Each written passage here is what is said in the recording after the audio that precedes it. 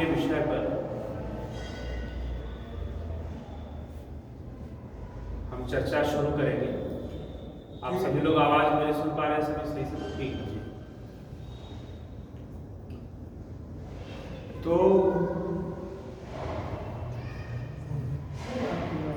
जो भी प्रश्न हो आपके, तो इस विषय पर आप तो अपना प्रश्न पूछ सकते हैं और लोग आए, इसके लिए हमें प्रयास करना चाहिए, प्रचार हो।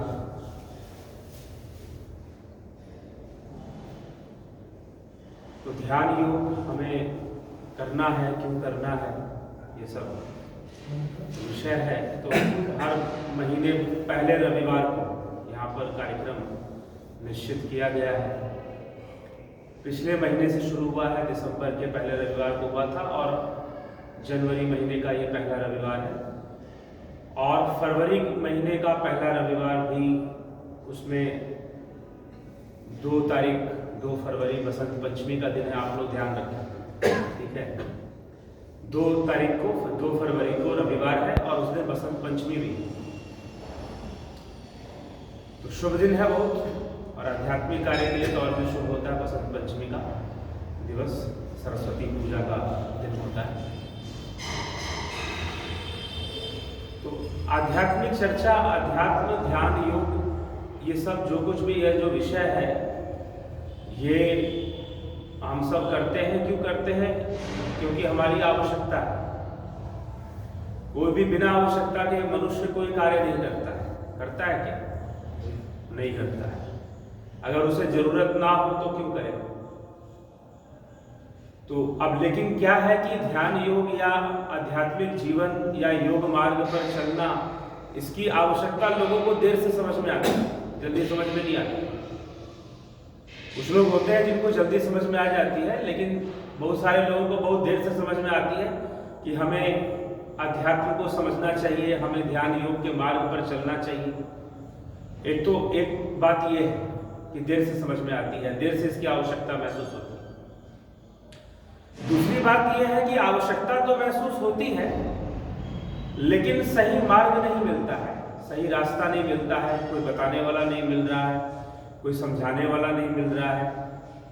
आवश्यकता तो है, लेकिन जो चीजें हमें दिखाई दे रही हैं, जैसे धर्म के नाम पर जो चीजें हमें दिखाई दे रही हैं, हमें उन चीजों से संतुष्टि नहीं हो रही है कि भाई इससे क्या हो जाएगा, जीवन में क्या बदलाव आ जाएगा, ठीक है ना। तो हम बदलाव चाहते हैं, हम जीवन में बदलाव चाहते हैं, हम परेशानियों से मुक्ति चाहते हैं। तो लेकिन जो रास्ता है, जो मार्ग है, वो स्पष्ट सामने नहीं दिखता है। कहा तो जाता है कि धर्म के मार्ग पर चलकर जीवन की सारी समस्याएं दूर हो जाएंगी, कहते हैं कि नहीं? परमात्मा की शरण में जाओ, सारे दुख दूर हो गए। सामान्य सी भाषा है और हम सभी सुनते हैं कि परमात्मा की शरण में जाओ, सारे दुख दूर हो जाएंगे। लेकिन परमात्मा की शरण में जाकर भी दुख दूर नहीं होता। फिर मन में संशय होता है कि ये बात सही है कि गलत है। संशय होगा ना फिर। तो देखिए, ये जो हम लोग जो चर्चा करने बैठे हैं, हम बस रटी रटाई और कोई कथा सुनने यहाँ नहीं बैठे हैं, हम चर्चा करने बैठे हैं। कुछ समाधान मिले जीवन में, कुछ दिशा मिले और कुछ बातें समझ में आए, ठीक है। तो वो जरूरी है और उद्देश्य यही होता है, कथा का यही उद्देश्य होता है। तुलसीदास जी रामचरितमानस में बड़ा सुंदर लिखते हैं कि नित्य हरि कथा होत जहाँ भाई, कहानी सुनहि तहाँ तुम जाई। जहां हरि कथा होती है वहां तुम जाओ और उसको सुनो। तो सुनने का लाभ क्या होगा, वो लिखते हैं, नित्य हरि कथा होत जहाँ भाई, कहानी सुनहि तहाँ तुम जाई। सुनहि मिटत सकल संदेहा। कथा का लाभ क्या है? सुनने से संदेह नष्ट होगा। जितने डाउट्स हैं धर्म के विषय में, अध्यात्म के विषय में, जीवन के विषय में, अध्यात्म और जीवन ये 2 अलग चीजें नहीं है। जीवन में तभी समझ में आएगा जब अध्यात्म समझ में आएगा, जब समझ में आएगा मन क्या है, बुद्धि क्या है, आत्मा क्या है। और कृष्ण यही समझा रहे हैं अर्जुन को गीता में। तो जब ये समझ में आएगा तो जीवन समझ में आएगा। तो अध्यात्म और जीवन को अलग अलग दृष्टि से नहीं देखना चाहिए। तो सुनहि मिटत सकल संदेहा, रामचरण हो ही अति देहा। गोस्वामी जी ने लिखा कि जब तुम्हारे संदेह दूर हो जाएंगे तो फिर तुम्हारा जो स्वाभाविक प्रेम जो है वो हो जाएगा फिर ईश्वर से, नहीं तो वो नहीं हो सकता है। तो कथा सुनने का उद्देश्य या आध्यात्मिक चर्चा या व्याख्यान ये हमारी परंपरा का एक अंग है, इसीलिए ये बना हुआ है। व्यासपीठ की गद्दी बनी, कथाएं लोग सुनते थे, कथाओं के माध्यम से धर्म के प्रचार करने का एक उपाय निकाला गया। ठीक है, और ये जो परंपरा लगभग शुरू हुई तो आज से 1500 साल पहले, बहुत पहले भी नहीं, पुराने काल में जिस समय पुराणों की रचनाएं एक के बाद एक होने लगी, तो एक आसान पुराण क्या है, पुराण का अर्थ ही है।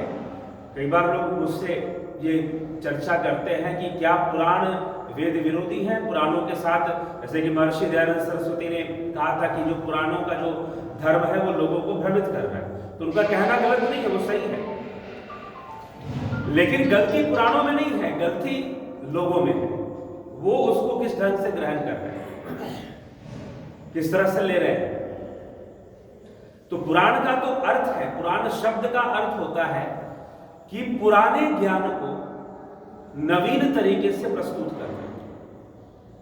तो अभी जो हम लोग कर रहे हैं तो ये भी एक तरह का पुराण है। पुराण का मैं निरुक्त बता रहा हूं, ये अपनी मर्जी से अर्थ नहीं बता रहा हूं, मैं निरुक्त।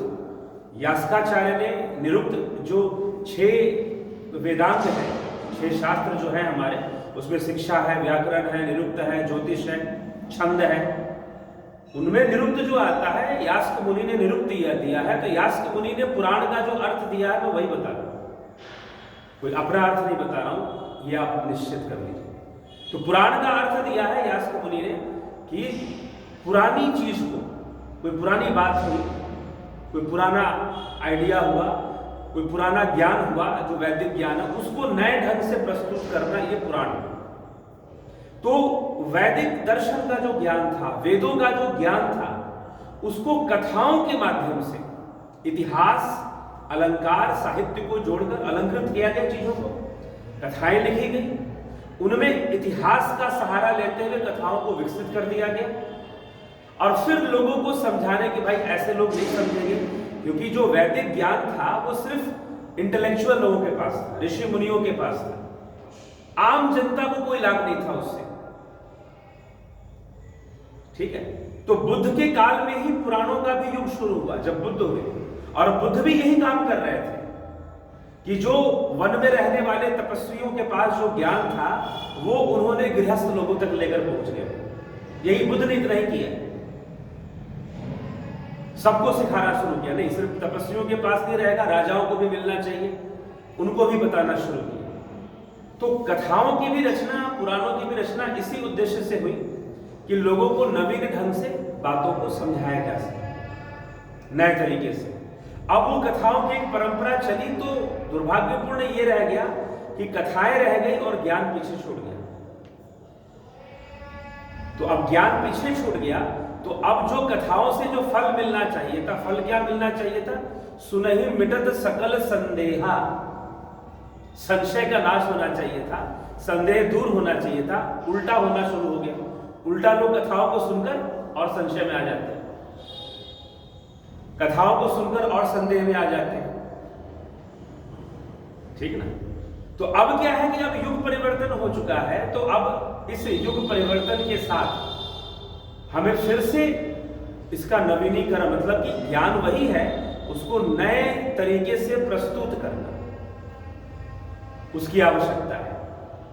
और मैं उसी का प्रयास करता हूं कि आधुनिक युग के लिए और आने वाली पीढ़ी के लिए हम कुछ देकर जाए, कुछ रख कर जाए, उनको नए ढंग से हम समझा सके और वो समझ सके। अब वो कथाओं वाला भी इस टाइम थोड़ा पुराना चला गया, तो ये नवीनीकरण करना ही पुराण है। तो संदेह दूर होना चाहिए, तो उद्देश्य क्या है? संदेह दूर होना चाहिए।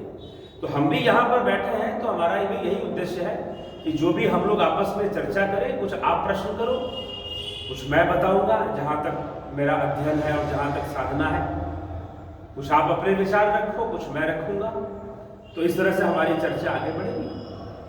ठीक है, लेकिन कुल मिलाकर हमारा उद्देश्य ये होना चाहिए कि धर्म के विषय में, आध्यात्म के विषय में जो भी संदेह है और जीवन के विषय में, ये तीनों विषय धर्म, अध्यात्म और जीवन, ये धर्म शब्द के अंदर दोनों है, अध्यात्म और जीवन।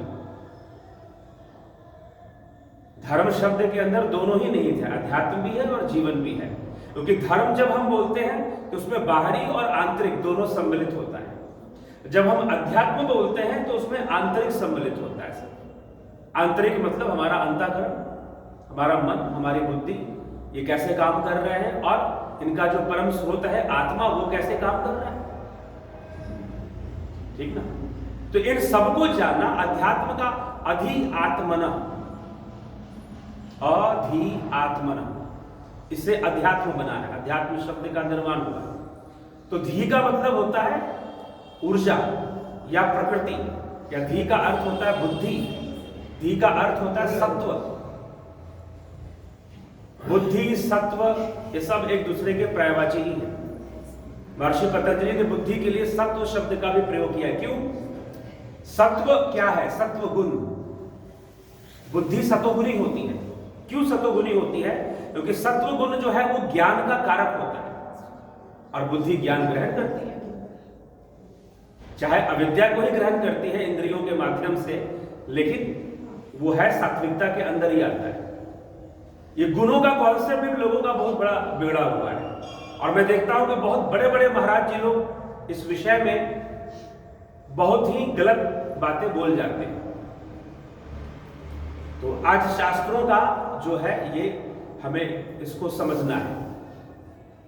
तो जब हम मन, बुद्धि, चित्त, अहंकार और इन सबका अधिष्ठाता वो आत्मा, वो पुरुष, वो ब्रह्म, जब हम इनका अध्ययन करते हैं तो यह अध्यात्म का विषय है। यह अध्यात्म का विषय है। धी का अर्थ होता है बुद्धि और आत्मा, जो बुद्धि से परे आत्मा है। अधि और आत्मा मिलाकर अध्यात्म हो गया। जो ऊर्जा का स्रोत वह धी है।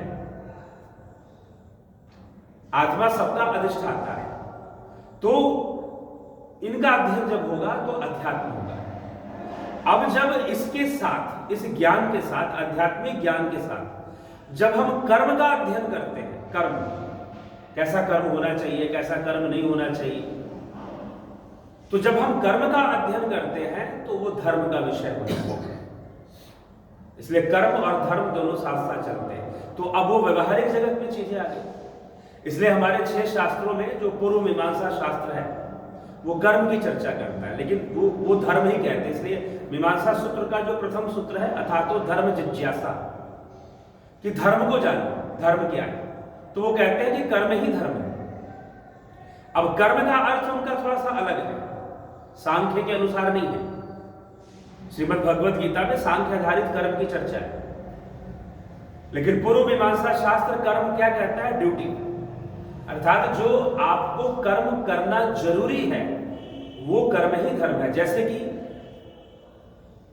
गीता के अनुसार भगवान ने तो यहां तक कहा है श्वास लेना छोड़ना भी कर्म है, यहां भी बंधन है। बात सही है, वो गलत नहीं है। लेकिन पूर्व मीमांसा शास्त्र क्या कहता है कि खाना खाना कर्म नहीं है, शौच आदि क्रियाएं कर्म नहीं है, सोना कर्म नहीं है, सांस लेना छोड़ना कर्म नहीं है, स्नान करना कर्म है। इसका अंतर पकड़ रहे हैं। खाना खाना कर्म नहीं है, लेकिन स्नान करना कर्म है। कैसे सोच सकते हैं? किस आधार पे बात कही जा रही है? जो सेटल हो रही है या जिनको शरीर चाह रहा है वो कर्म नहीं है, और जिनको हम नहाए ना नहाए कोई फर्क नहीं पड़ता, ये हमारा कर्म है। अगर हम नहा रहे तो ये कर्म है। हाँ, ठीक है। जिसमें प्रकृति का बंधन है, खाना खाने में प्रकृति का बंधन है, शौच आदि क्रियाओं में प्रकृति का बंधन है। वो आप मना नहीं कर सकते कि हम नहीं करेंगे, करना ही आप। लेकिन स्नान में आपकी इच्छा है, ठीक है। तो वो कर्म, अब स्नान कर्म है, ध्यान कर्म है, अग्निहोत्र कर्म है, ये सारे कर्म है। दान कर्म है, दान से बड़ा कोई कर्म ही नहीं है मीमांसा के अनुसार। दान ही पूजा है।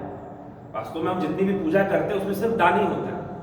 आप हवन भी कर रहे हैं, मीमांसा के अनुसार अग्निहोत्र ही वास्तविक पूजा है। तो जब आप हवन करते हैं तो फिर जो भी आप अग्नि के मुख में डाल रहे हैं वो सब देवताओं को दिया जा रहा है। सूक्ष्म रूप में देवता उसको ग्रहण कर रहे हैं। अग्नि का काम क्या है? आप जो भी चीज उसमें डालोगे वो सूक्ष्म में परिवर्तित कर देगा। इसीलिए जो दाह संस्कार होता है वो भी क्या है? वो भी एक हवन है कि नहीं? हवन समिधा डलती है कि नहीं? अंतिम संस्कार जब होता है शमशान घाट में, समिधा डलती है, मेवे डलते हैं बॉडी के ऊपर, तो क्या है? वो हवन है। तो वो क्या करता है? आपका स्थूल शरीर से संबंध खत्म कर देता है, नहीं तो स्थूल में आसक्ति बनी रहेगी और जीवात्मा अपने शरीर के आसपास भटकता रहता है मृत्यु के बाद। ठीक है, तो ये विषय धर्म का हो गया। तो फिर जीवन का हो गया, बाहरी कर्म हम कैसे करें, अपने कर्तव्यों की पालना क्या करना उचित है। ठीक है, तो 5 प्रकार के कर्म बताए गए हैं मीमांसा में, पंचकर्म सिद्धांत, उसी को कर्मकांड कहते हैं। कर्मकांड का, अब कर्मकांड का लोग अर्थ समझते हैं कि भाई पूजा पाठ खूब हो रहा है तो कर्मकांड हो रहा है। ठीक ना, कर्म का यहाँ पर हम लोगों के बीच में ऐसा दुष्प्रचार कर दिया गया है कि कर्मकांड को पाखंड का प्रायवाची बना दिया है कुछ लोगों ने, जबकि कर्मकांड, पूजा पाठ कर्मकांड का एक अंग है। पूजा पाठ कर्मकांड का एक अंग मात्र है, ना कि वो कर्मकांड है। कर्मकांड में नित्य, निमित्त, काम्य, निषिद्ध और प्रायश्चित, ये 5 कर्म होते हैं। नित्य कर्म, हम डेली स्नान करते हैं, डेली एक दिया जलाते हैं, या अग्निहोत्र कुछ लोग डेली करते हो, थोड़ा सा दान करते हैं। आपने कुत्ते को रोटी डाल दी, गाय को रोटी डाल दी, पक्षी को दाना डाल दिया, होता है ना, घर में लोग करते हैं ना, एक रोटी गाय के लिए निकाल दिया, कर्मकांड है। तो कर्मकांड का मतलब अब वो सोचेगा ही नहीं। कर्मकांड का प्रायवाची जिसने पाखंड मान लिया वो तो कर्म के प्रति जागरूक नहीं होगा। कर्मकांड का सिद्धांत इसलिए दिया गया ताकि हम कर्म के प्रति जागरूक हो जाएं। कर्म कैसे करना है इसकी अंडरस्टैंडिंग हमें हो। तो नित्य कर्म जो हमें रोज करने हैं, निमित्त कर्म ओकेजनली जो करने जरूरी होते हैं। ओके, जो निमित्त कर्म थे उसका आधार जो था एस्ट्रोनॉमी या एस्ट्रोलॉजी था, कि जिस दिन ऐसी कुछ दशाएं बनती हैं जिसमें नकारात्मक ऊर्जा का प्रवाह होता है, ग्रहों की कुछ ऐसी दशाएं बनती है, जैसे कि अभी मकर संक्रांति आएगा, सूर्यदेव मकर राशि में प्रवेश करेंगे। तो मकर राशि में जब प्रवेश करते तो शनिदेव नाराज हो जाते हैं। ठीक है, वैसे तो पिता पुत्र हैं दोनों, लेकिन जब सूर्य जब शनि के घर में जाते हैं तो शनिदेव को थोड़ा सा असुविधा महसूस होती है। तो शनि का दान करना चाहिए मकर संक्रांति में। सुबह स्नान कर कर कंबल दान कर दो, किसी को कुछ खाने पीने, वृद्धों को, और जो रोड साइड लोग हैं, डी ग्रुप जिसको हम कहते हैं, रोड साइड बिल्कुल कर्म लेबर हैं या फिर इस तरह के, तो उनको हमें कुछ ना कुछ जरूर करना चाहिए। तो ये मतलब, तो इसमें क्यों कहा गया है? ताकि उसकी शांति हो। तो कुछ ऐसी चीजें बनाई गई, जैसे जितने भी हमारे त्योहार पड़ते हैं, पूर्णिमा, ज्यादातर होली आएगी पूर्णिमा में या अमावस्या में, क्योंकि चंद्रमा का बहुत बड़ा प्रभाव है पूरी प्रकृति पर। तो उस समय पर हमारे ऋषि मुनियों ने मतलब ऐसा आयोजन किया कि भाई इसी दिन तुम लोग कुछ अच्छा काम करो, दान पुण्य करो, कुछ सही काम करो, कुछ पूजा करो, ध्यान करो। अब ये अलग बात है कि लोग होली के दिन जो है, पूर्णिमा में जो है लोग मांस मछली खाते हैं, आजकल शराब पीते हैं, बुरा ना मानो होली के नाम पर। तो उसका कारण वो नहीं जानते कि क्यों है। तो ये निमित्त कर्म है। फिर निमित्त में विवाह आदि भी कर्म आ जाते हैं। विवाह हो गया या किसी की मृत्यु हो गई तो अंतिम संस्कार, तो वो सब सारी चीजें उस श्रेणी में आ जाती है, वो हमें करने पड़ते हैं। फिर हो गया काम में, कामना पूर्ति के लिए कुछ अनुष्ठान किए जाते हैं या किसी भी तरह का कार्य किया जाता है, तो वो काम में कर्म के अंदर। तो उसमें ये नहीं है कि आप यज्ञ करेंगे, कोई पूजा करवाएंगे, आप कामना पूर्ति के लोग बहुत सारे कार्य करते हैं, तो वो काम में कर्म की श्रेणी में आएगा। ये तो कैटेगराइज किया गया है कि वो उस श्रेणी में चला जाएगा। लेकिन काम में कर्म करते समय एक बात की संभावना होती है कि आपसे निषिद्ध हो सकता है। हो सकता है कि नहीं? अपनी कामना पूर्ति में आदमी गलत भी तो कर सकता है, निषिद्ध हो सकता है। आपने किसी को कष्ट पहुंचा दिया, किसी को दुख पहुंचा दिया अपनी कामना पूर्ति में, तो अगर निषिद्ध आपसे होता है तो ये चौथा है, निषिद्ध कर्म हो गया। और अगर आपसे निषिद्ध हो गया है तो आप उसका प्रायश्चित करो। तो पांचवा है प्रायश्चित, नित्य निमित्त काम्य निषिद्ध और प्रायश्चित। तो प्रायश्चित करने से क्या होगा? कर्म कट जाएगा। तो शास्त्र कहते हैं कोई कर्म नहीं कटेगा, ठीक है। होगा क्या? प्रायश्चित का फल किस रूप में मिलेगा? जो कर्म का फल है, जो बुरे कर्म का फल है, वो कुंठित होगा, पूरी तरह से खत्म नहीं होगा लेकिन कुंठित होगा। कुंठित होने का मतलब कमजोर पड़ जाएगा। वो जितना तकलीफ देना था अब वो उतना तकलीफ आपको नहीं देगा, बस इतना। ये तो पूर्व मीमांसा। अब इसमें दावा ये है शास्त्र का कि जो कर्म का फल है उसे कोई रोक नहीं सकता। तो जो वैष्णव पंथी थे उन्होंने कहा कि नहीं भगवान रोकेंगे हमारे, तो लेकिन मीमांसकों ने नहीं माना, कहा कि नहीं कोई नहीं रोक सकता। तभी तुलसीदास जी ने क्या लिखा है? काहू न कोई सुख दुख कर दाता, निज कृत कर्म भोग सब भराता। अवतारी पुरुष संत आपको जीवन जीना सिखा सकते हैं। बुरे कर्मों का फल आएगा तो क्या दृष्टिकोण रखना है, सेवा के मार्ग पर लगा सकते हैं। लेकिन जो कर्म हो चुका है, जो प्रारब्ध बन चुका है, उसको कोई बदल नहीं सकता है। हाँ, हम अपने तप से, अपने सेवा से, अपने आध्यात्मिक मार्ग से। अब जैसे कि एक बात बताओ कि राजा परीक्षित को श्राप मिला कि 7वें दिन तक्षक सर्प आएगा और आपको डस देगा, तो क्या तक्षक सर्प नहीं डसा हुआ? डसा ना। लेकिन जब तक्षक सर्प आया और डसा तब तक वो समाधि में लीन हो चुके थे। और जो समाधि में लीन है उसे क्या पता चल रहा है शरीर को क्या हो रहा है? वो तो आत्मस्थित हो चुके थे, उनको योग विद्या वो मिल चुकी थी जो सुखदेव मुनि ने दी, जो सुखदेव मुनि ने राजा जनक से प्राप्त की थी। इसलिए गीता में अगर योगी का कोई उदाहरण भगवान ने लिया तो एक ही उदाहरण लिया है, योगी का। पूरी गीता पढ़ो, कोई एग्जाम्पल, जैसे एग्जाम्पल हम लेते हैं ना, जैसे कि विवेकानंद के योगी थे। अभी 12 जनवरी को स्वामी विवेकानंद जयंती है, युवा दिवस है, तो उन्होंने ऐसे योग किया था, उदाहरण देते हैं ना। लेकिन गीता में क्या भगवान ने कोई उदाहरण दिया है? बस एक उदाहरण दिया, वो भी राजा जनक,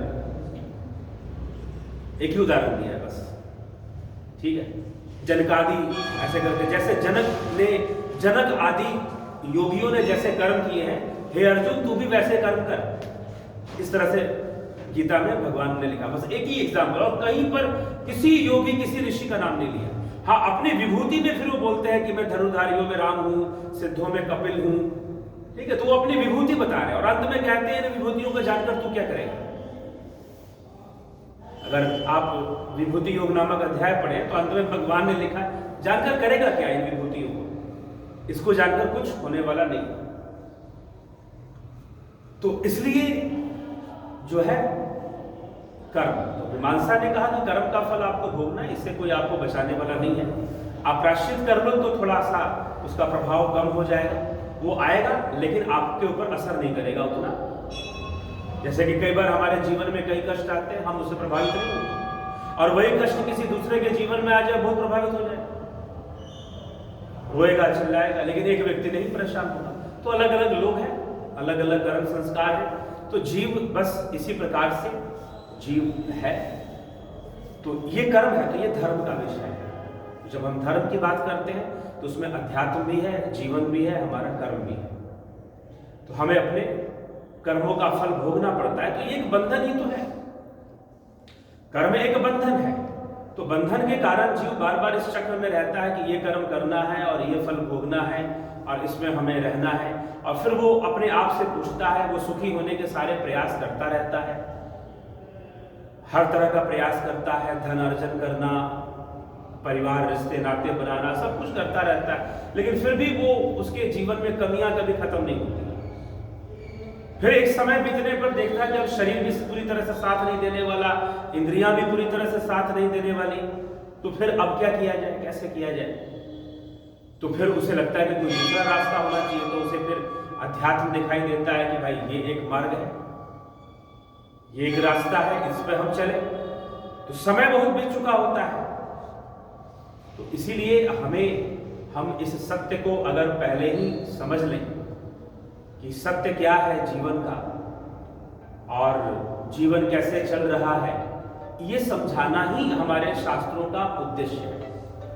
चाहे तुलसीदास जी ने रामचरितमानस लिखी हो या श्रीमद् भगवद गीता में भगवान श्री कृष्ण कुछ समझा रहे हैं, तो यही उद्देश्य है कि जीवन क्या है हम समझें। ठीक है, मन क्या है, बुद्धि क्या है, और ये सारी चीजें कैसे कार्य कर रही है, किस तरह से कार्य कर रही है। ठीक, तो माया क्या है, ठीक ना, माया क्या है, प्रकृति क्या है, तो यही सब विषय हमें चर्चा में हम यहाँ पर ले, और इसीलिए इस सभा का आयोजन प्रत्येक महीने पहले रविवार को करने का निर्णय हुआ है। तो यही मैं चाहूंगा कि आप लोग अपने प्रश्न कुछ हो तो पूछिए, या किसी विषय पे चर्चा करनी हो तो बताइए।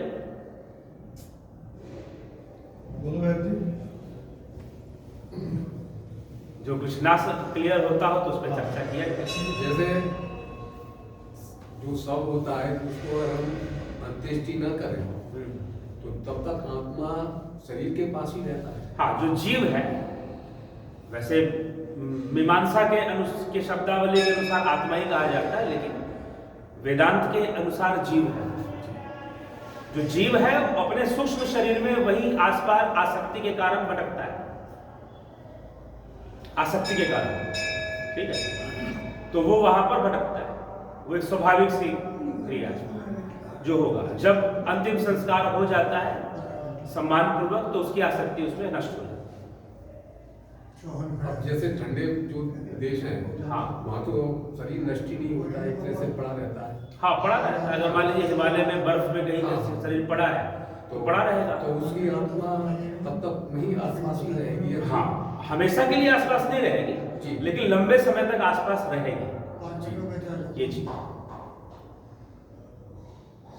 ठीक है। तो अंतिम संस्कार के बाद आत्मा तृप्त होकर चली जाती है, तो 13 दिन का जो हमारे अनुष्ठान किया जाता है कि 13 दिन तक आत्मा यहाँ रहती है, परिजनों के पास रहती है, ये क्या है? ये जो किया जाता है वो एक मान्यता के आधार पर किया जाता है कि 13 दिन जो है, जो स्टेजेस होती है, जैसे कि कोई किसी की भी मृत्यु होती है तो वो प्रेत योनि में जाता है। प्रेत योनि एक कॉमन वर्ड है, साधारण सा एक कॉमन वर्ड है कि जो भी शरीर छोड़ा, जो शरीर है उसको भी प्रेत शरीर बोलते हैं। जो डेड बॉडी है उसको प्रेत शरीर कहा जाता है, और जो जीव है वो प्रेत योनि, प्रेतात्मा बनकर प्रेत योनि में वो सबसे पहले जाता है। तो उसका फर्स्ट स्टेप है। प्रेत योनि के बाद वो आगे की योनियों में फिर जाता है। इस तरह से 13 दिन बाद वो स्वर्ग में प्रवेश करता है। ये गरुड़ पुराण में का वर्णन है कि 13 दिन बाद 13 दिन नहीं है, वो 13 अवस्थाएं हैं उस जीवात्मा की। हो सकता है कि अपने आसक्ति के कारण वो प्रेत योनि में ही अटक जाए, या प्रेत से पितर लोक में चला जाए, वहां जाके रह जाए, स्वर्ग में ना पहुंच पाए। ठीक है, तो ये 13 अवस्थाएं हैं जीवात्मा की, कि वो 13वीं अवस्था में वो देवता बन जाता है, स्वर्ग में चला जाता है, ये माना जाता है। इस आधार पर हम ज्यादातर अपने जो भी हमारे यहाँ मरता है, या तो हम उनको पितर मानते हैं या देवता मानते हैं। तो जब 13वीं जो लोग करते हैं वो देवता मान के कर रहे हैं, जो 12वीं कर रहे हैं वो पितर मान के कर रहे हैं। ठीक है, तो ये चीज होती है। तो इसके पीछे ये है, नियम है। और दूसरी चीज की गरुड़ पुराण का पाठ होता है, फिर ये सब प्रक्रियाएं चलती हैं, परिवार के लोगों के बीच में 10 दिन का सूतक लगता है।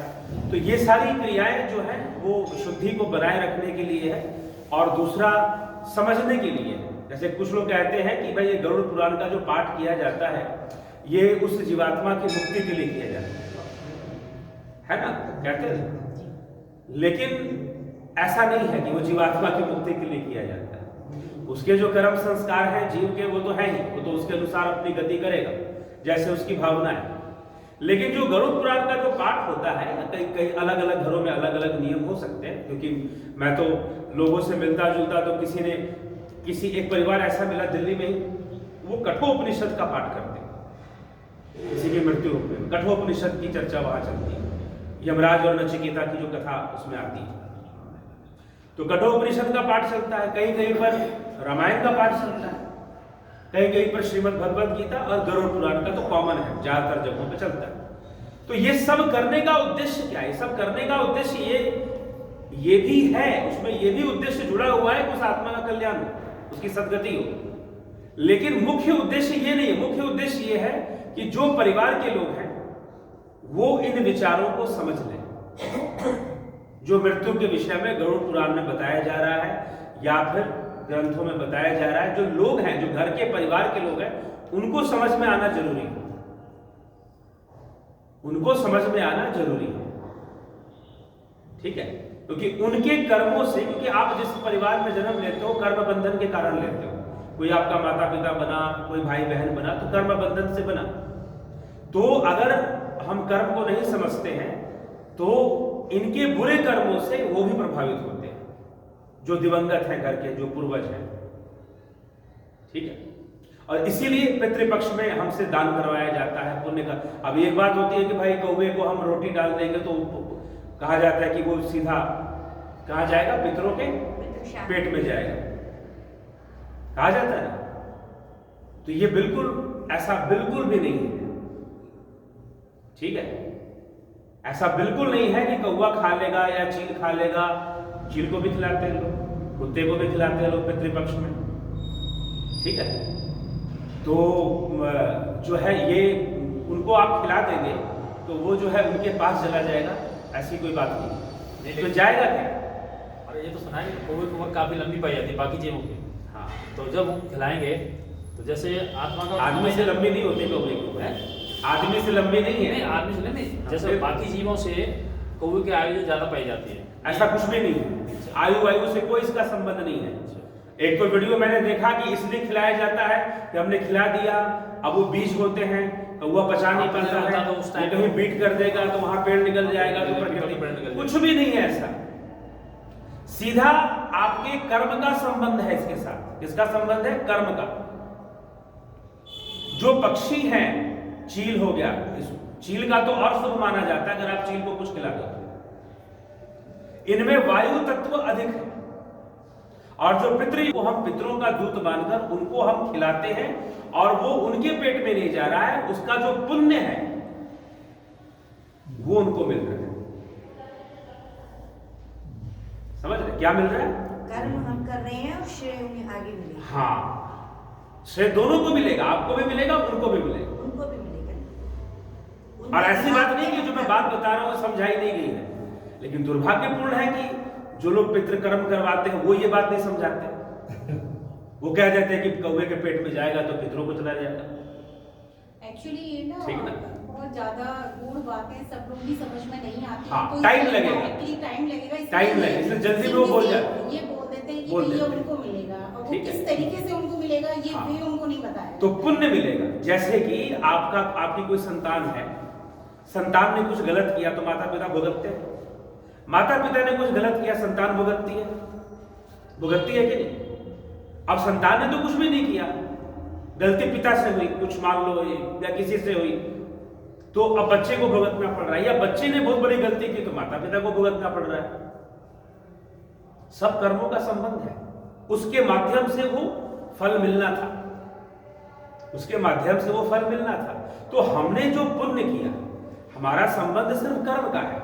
तो वो भी जब आप पुण्य करोगे, जब आप कर्म करोगे, जब आप सदकर्म करते हो, किसी को दान करते हो, पशु पक्षियों को दान करते हो, और पशु पक्षियों का दान तो बहुत बड़ा दान माना जाता है सनातन धर्म में, ठीक ना? बहुत बड़ा दान माना जाता है। तो कुत्ते को रोटी डालना, गाय को रोटी डालना, चिड़ियों को खिलाना, तो ये हम करते हैं। तो वो जो पुण्य बनता है उसका फल हमें भी मिलता है और हमारे पितरों को भी मिलता है। हमने उनके कुल में कम से कम जो डायरेक्ट रिलेशन में है, जैसे हमारे दादाजी हो, उनको तो जरूर मिलता है। इसलिए श्राद्ध में तो हम जो डायरेक्ट में होते हैं उन्हीं को करते हैं श्राद्ध, ठीक है।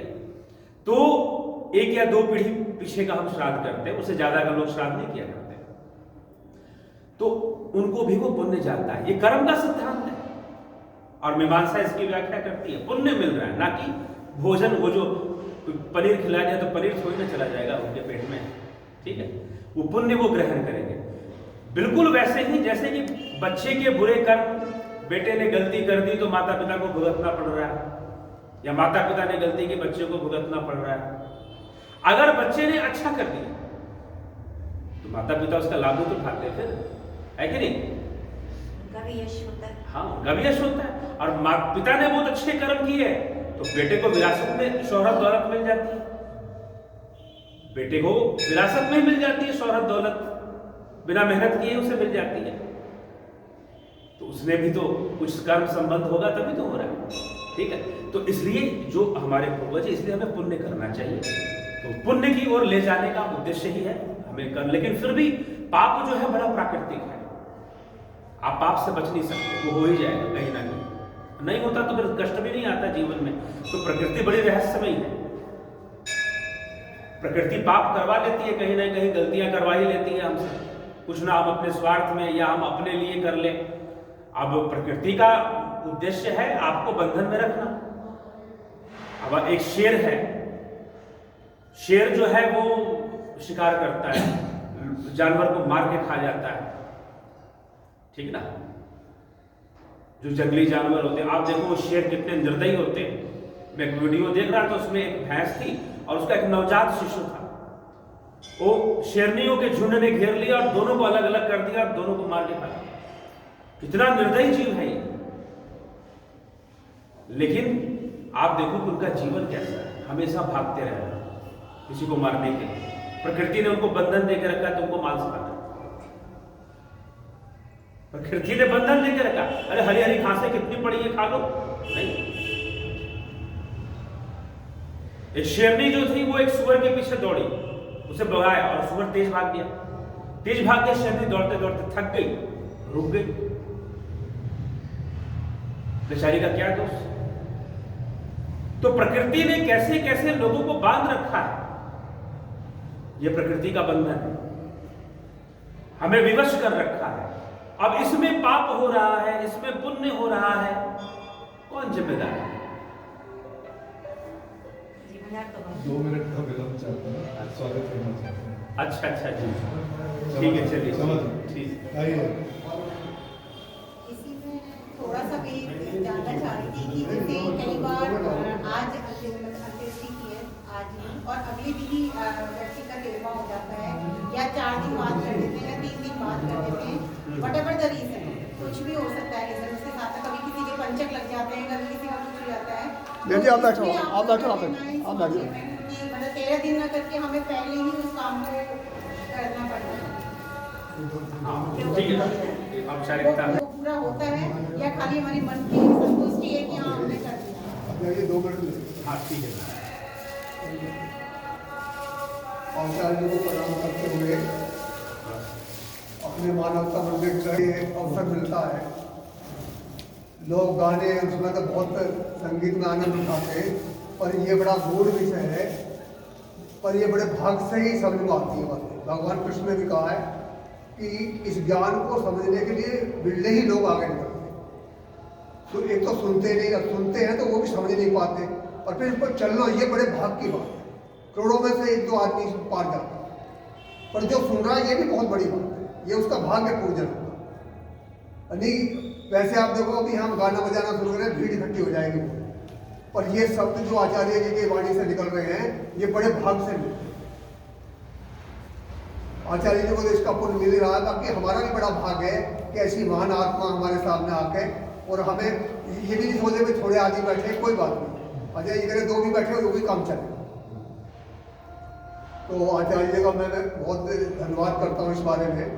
आचार्य जी हमारे एक नीरज हैं, सोनी, नीरज सोनी नाम है इनका, गंगा ज्वेलर्स के नाम से है जी जी। अब मैं बताऊं जी, इनके पास हम दान लेने गए शुरू में, तो हमें कुछ लोगों ने बता दी ये ऐसी महान आत्मा है कि मतलब व्यापार तो कर रहे हैं, सोने का काम है, जबकि सोने के काम में बड़ी, पर ईमानदारी से काम कर रहे हैं।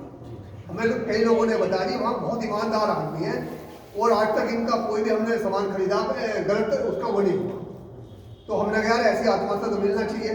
तो पहली बार तो हम इनके पास अप्रोच से गए किसी के, एक भगत जी हमारे प्रधान जी आए थे आज वो ट्रस्ट के, वो हमें ले गए थे। अब दूसरी बार हमें ये माइक बाइक की लूट पड़ रही थी, तो मैंने इनसे कहा बल्कि नीरज जी ऐसे ऐसे बात है, कहने लगे करते मास्टर थोड़ा आप करो, थोड़ा मैं भी करता हूँ। अब हमारी बहन है रीता, डॉक्टर रीता वर्मा है, आप श्यामलाल कॉलेज में प्रोफेसर है, तो मैंने इनसे कहा नीरज जी, कहने लगे कुछ मैं करता हूँ, कुछ और देख लो। कुछ नहीं, ये बहन जी तैयार हो गई और ये हमने 22,000 का 23,000 का सेट अभी परसों ही खरीद कर लाए। ये उन्हीं की मेहरबानी और डॉक्टर है रीता का वो है। तो नीरज जी आप जरा आ जाओ, एक तो आचार्य जी का स्वागत करो पहले। बहन जी आप दोनों आ जाओ, आचार्य जी को ये पहले ये लोग माला माला अजी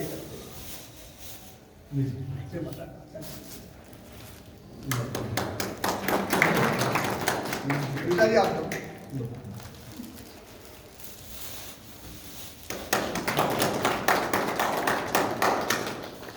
आशीर्वाद दो हमारे वो हमारे वो देवेंद्र जी आ जाओ। देवेंद्र जी आप नीरज जी का स्वागत करो।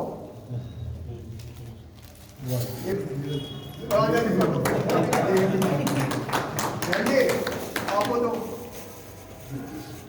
सुनीता जी आप जाओ ना, अरे बुका दोनों निकाल माला दे दो, माला दे दो कम से कम। हमारी कट की सदर से देवेंद्र जी आप आ जाओ, इसे सोल उठाओ। आचार्य आप आओ, आ जाओ। पीछे के हैं देवेंद्र भैया आज? देवेंद्र शर्मा जी शॉल उठाकर आचार्य जी का स्वागत करें।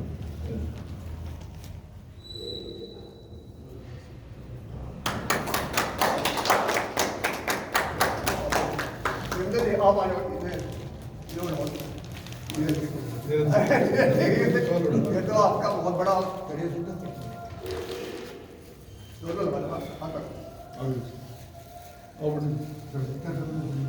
दरअसल में बहुत बिजी है नीरज जी, दुकान छोड़ कर आए हैं तो कभी भी पहला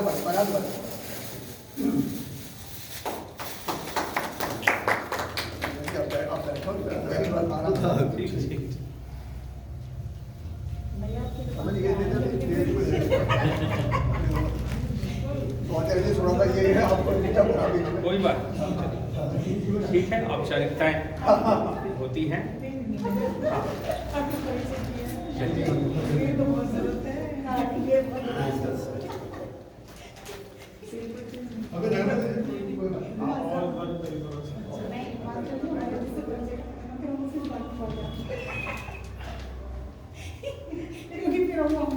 ठीक है, फिर तो हम अपना चर्चा आगे बढ़ाते हैं फिर हम लोग। हाँ,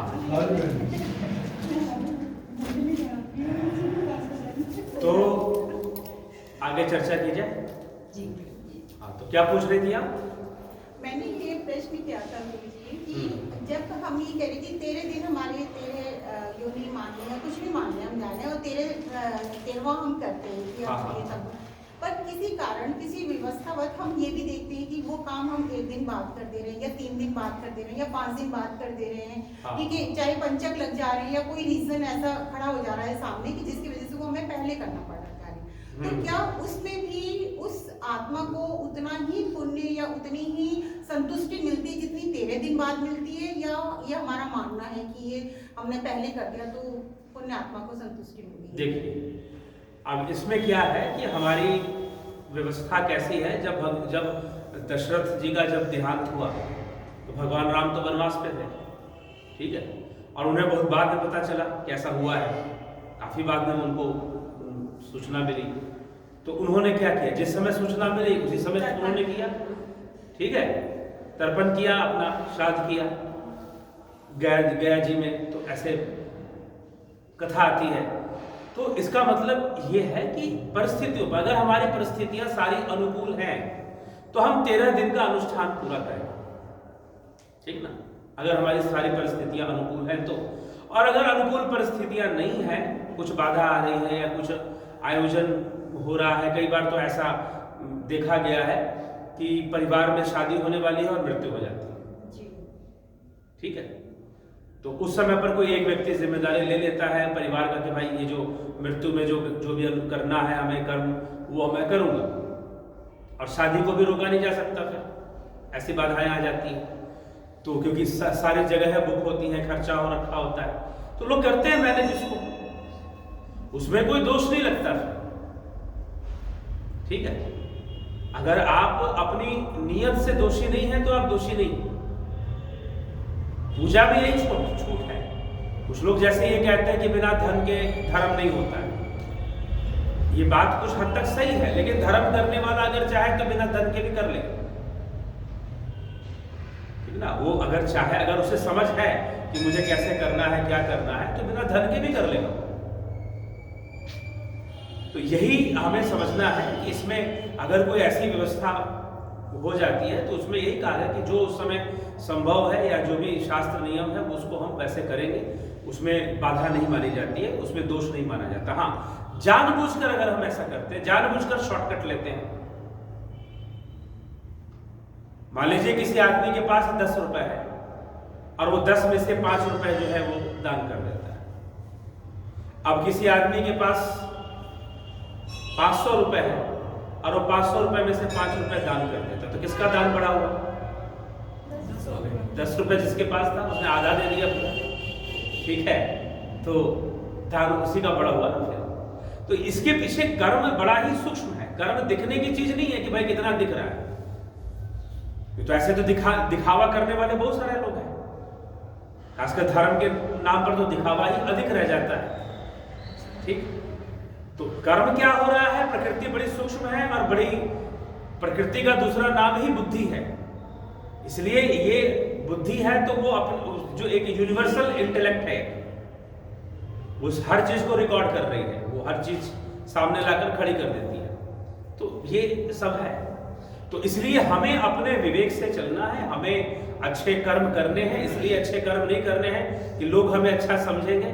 कई बार क्या होता है कि कर्म अच्छा होता है, देखने में बुरा हो सकता है। जैसे अर्जुन का ही ये सबसे बड़ी समस्या ये थी कि मैं युद्ध करूंगा और मेरे पितामह खड़े हैं, मेरे गुरुजन खड़े हैं, मैं इनके ऊपर शस्त्र चलाऊंगा, लोग क्या कहेंगे मेरे बारे में, मुझसे युद्ध नहीं होगा।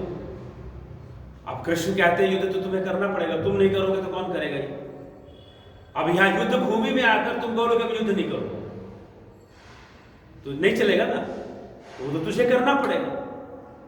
तो वही कृष्ण समझा रहे हैं, तो किस भाव से? इस पाप और पुण्य की भावना से ऊपर उठ जाओ, क्योंकि ये तुम्हारे वश में नहीं है कि तुम पाप को रोक सको। एक लिमिट तक हमारे वश में है, हमें पूरा प्रयास होना चाहिए कि हमसे कोई पाप ना हो, जितना बच सकते हैं बचने की। लेकिन कई बार आपके सामने कर्तव्य ऐसे आ जाएंगे कि उसमें पाप निहित होगा, तो क्या करोगे फिर? आपकी ड्यूटी है, आपको करना भी है। एक पुलिस वाला है, उसको किसी को डांटना है, फटकारना है, डंडे बजाने हैं, उसकी ड्यूटी हो जाती है। क्या करेगा वो? ठीक है, वो कष्ट दे रहा है तो प्रकृति सिद्धांत यही कहता है कि हाँ, कष्ट तुम्हें बदले में मिल जाएगा अगर तुम दूसरों को दोगे, ठीक है। तो इसलिए वो प्रकृति संसार में ऐसे ही सब कुछ चल रहा है, लेकिन भगवान अर्जुन को कुछ दूसरी अवस्था में ले जाना चाहते हैं कि जहां पर निष्काम कर्म होता है। इसलिए निष्काम कर्म का उपदेश है। निष्काम कर्म योग इतना बड़ा क्यों है, इतना महत्व क्यों दिया है भगवान ने श्रीमद् भगवद गीता में कि आप निष्काम कर्म योगी बने, जो करना है जरूरी है वो करें, क्योंकि वो करना जरूरी है। तो योगी जो करना जरूरी है और जो करने योग्य है वो कर्म वो करते हैं और निष्काम भावना से करते हैं, फल की कामना से नहीं करते। और जो ऐसा करता है वो योगी ही ऐसा कर सकता है, या जो ऐसा करता है वो योगी कहलाता है।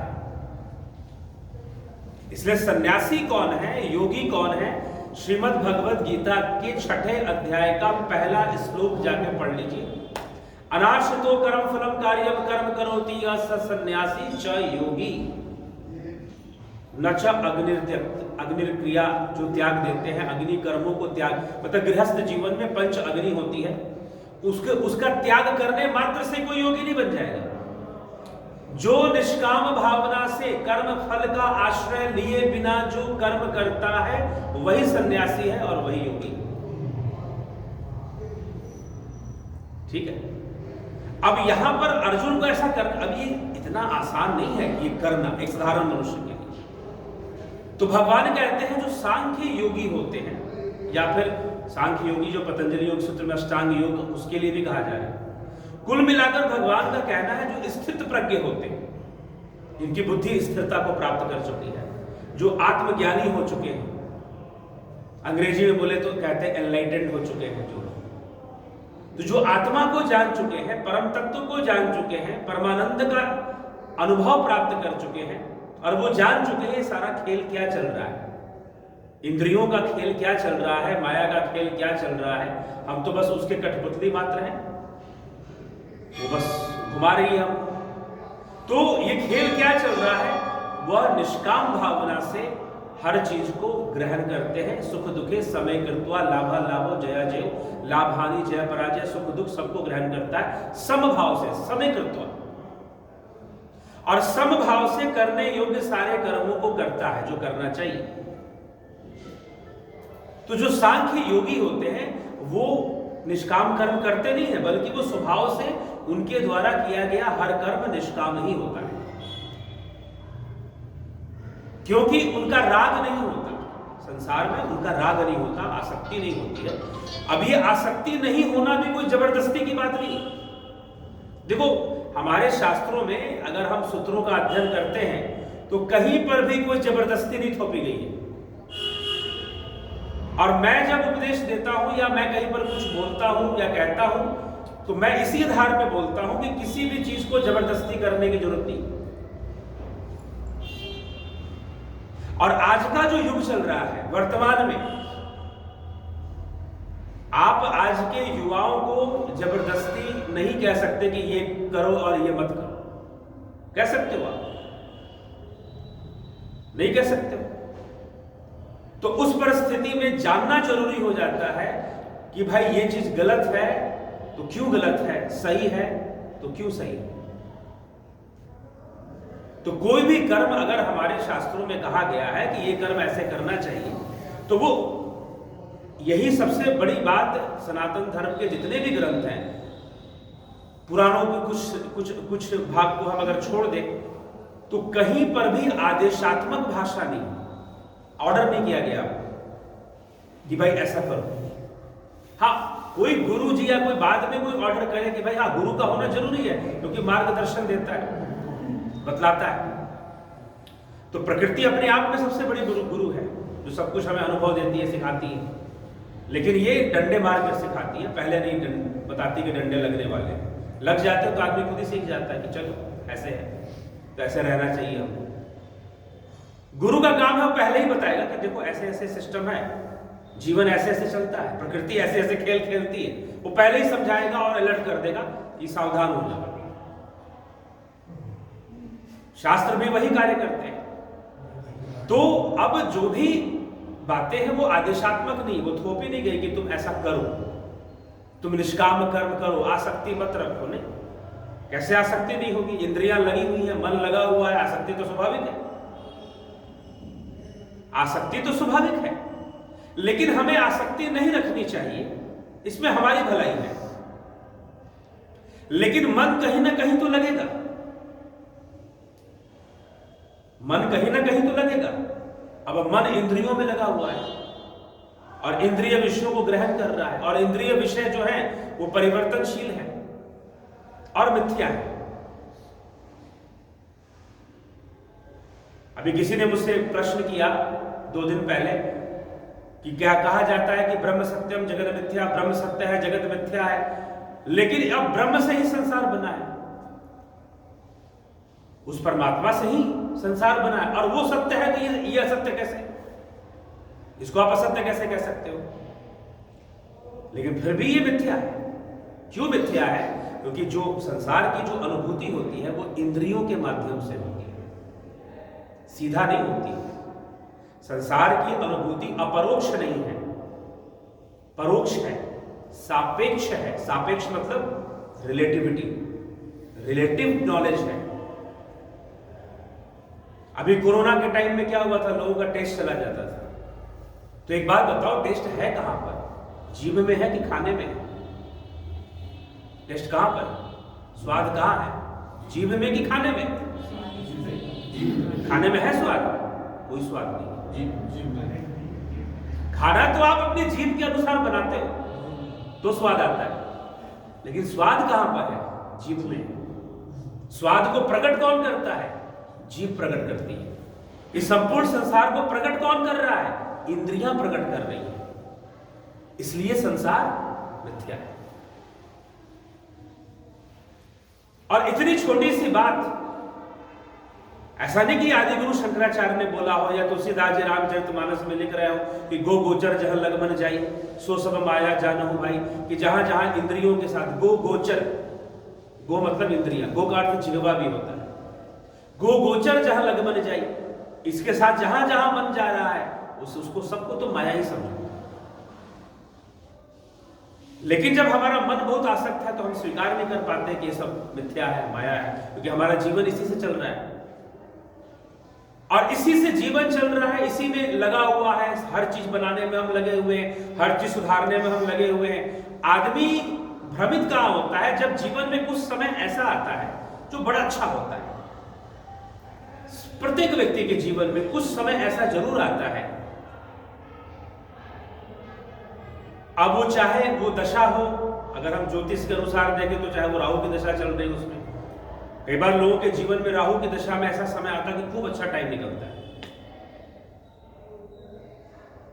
तो वो एक ज्योतिष का दृष्टिकोण हो जाएगा। लेकिन ये मान लो कि जीवन में प्रत्येक व्यक्ति के कुछ समय ऐसा आता है कि उस समय पर वो जो चाहता है वो होता है और वैसा ही होता है, जो करना चाहता है वो कर देता है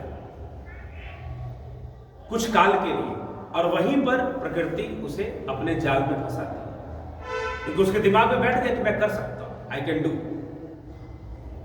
और जब वो उसको ये अहंकार जम गया कि मैं कर सकता हूं, संसार में मुझसे बहुत कुछ हो सकता है, मेरे द्वारा बहुत सारी चीजें की जा सकती हैं, अब वो उसमें फंस गया।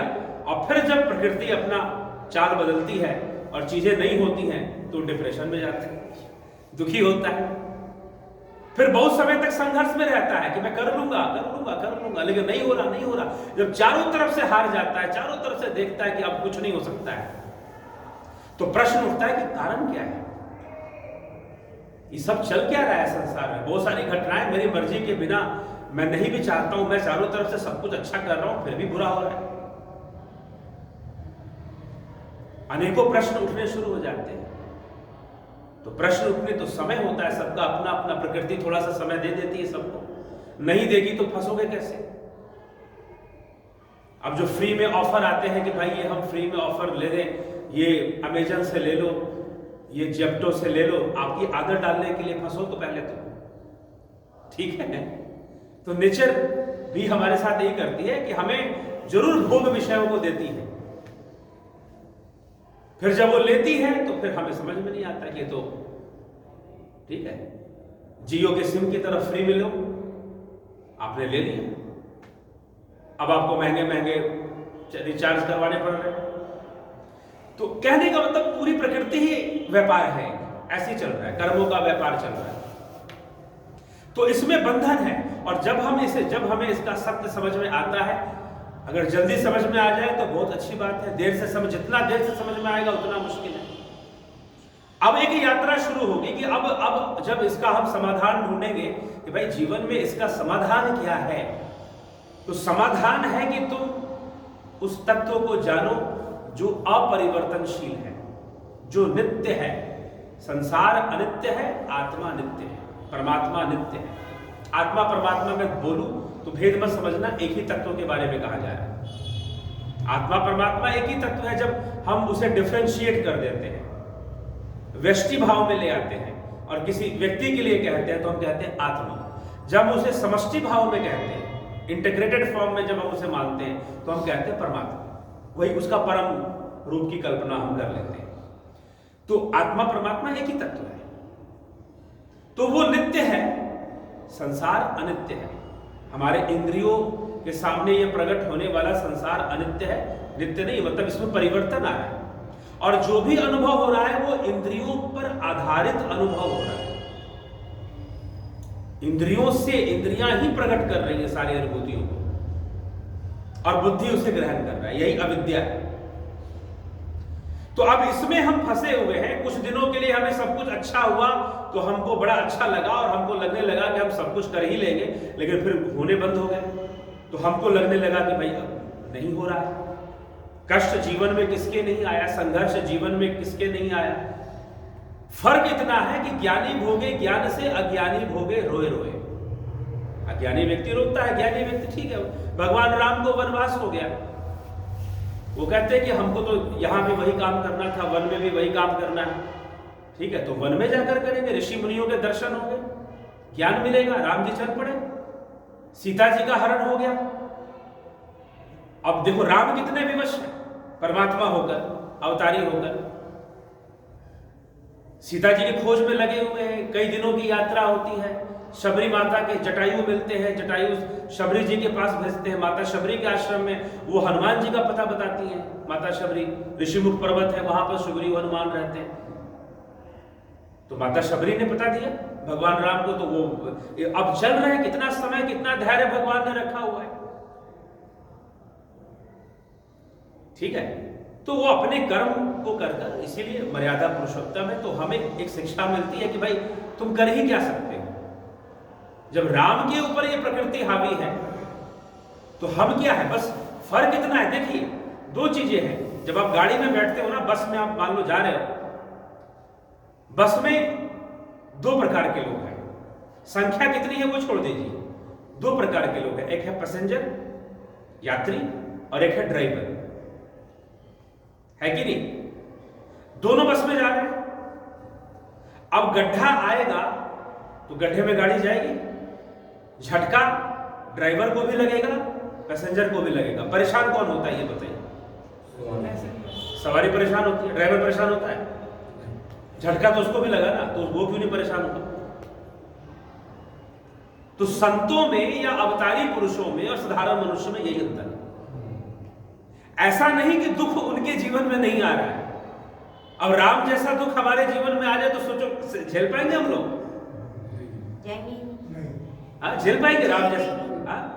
जाएंगे तो बनी नहीं जाएंगे नहीं, बनी नहीं जाएंगे। जाएंगे क्या वहीं जाए, युद्ध खड़ा ठीक है ना? वो बोलेंगे रामायण नहीं, कहेंगे रामायण छोड़ो महाभारत को फॉलो महाभारत आ जाएगी। करते। रामायण छोड़ो महाभारत को फॉलो करते हैं, ठीक है। तो अभी आपने बताया कि आत्मा परमात्मा एक, हाँ जाएगी। चलिए ठीक है। तो एक ऐसा आत्मा तो बहुत सारी है, हाँ तो वो आत्मा और परमात्मा एक तो नहीं हुए ना सर? तो वो चर्चा हम करते हैं, हाँ वो अलग अलग बात है, ठीक है। तो ये बात हुई ना कि हम तो जाएंगे ही नहीं उस परिस्थिति में, लेकिन दोनों की स्थिति यही फर्क है कि जो ड्राइवर है उसे पता है कि ये झटका आना है, गाड़ी जो है झटके में जा रही है, वो पहले से देख भी रहा है भाई गाड़ी यहां जानी है, यहां पर गाड़ी गड्ढे में जानी है। तो जब जानी है गड्ढे में गाड़ी, तो झटका तो लगना है। वो अलर्ट हो जाएगा। अलर्ट क्या है, वो मेंटली प्रिपेयर है कि झटका लगना है, ये होना है, ठीक है। अब सवारी को नहीं पता है, वो झटका लगेगा, ड्राइवर को गालियां देगा, कैसे चला रहे हो तुम, ठीक से चलाओ, ठीक है, तुम ठीक से चलाओ। तो यही फर्क है, जो ज्ञानी है, जो संत है, उनमें और इसमें यही फर्क है, इतना ही फर्क है, ठीक। तो ये हमें समझना है। तो जब हम जान जाते हैं कि प्रकृति तो ऐसे ही चलेगी, प्रकृति तो ऐसे ही चलेगी, और हमें क्या करना है, ये अब ये दुर्व्यवस्था जो है या जो इस तरह की चीजें हैं वो है क्यों, अब इसका कारण ढूंढना पड़ता, वो है क्यों। वो है प्रकृति के कारण है। प्रकृति की किस, प्रकृति में ऐसा क्या चीज है कि ऐसी परिस्थितियां बनती हैं, कभी नकारात्मक कभी सकारात्मक। हम एक तरफ कह देते हैं कि परमात्मा कर रहा है, ठीक है, परमात्मा जो है कर रहा है, तो कहां से कर रहा है, कहाँ बैठा है। दो चीजें हैं, ध्यान दीजिएगा, एक है परमात्मा का व्यक्तित्ववाद और एक है तत्ववाद। गीता में सिर्फ तत्व की चर्चा कृष्ण कर रहे हैं,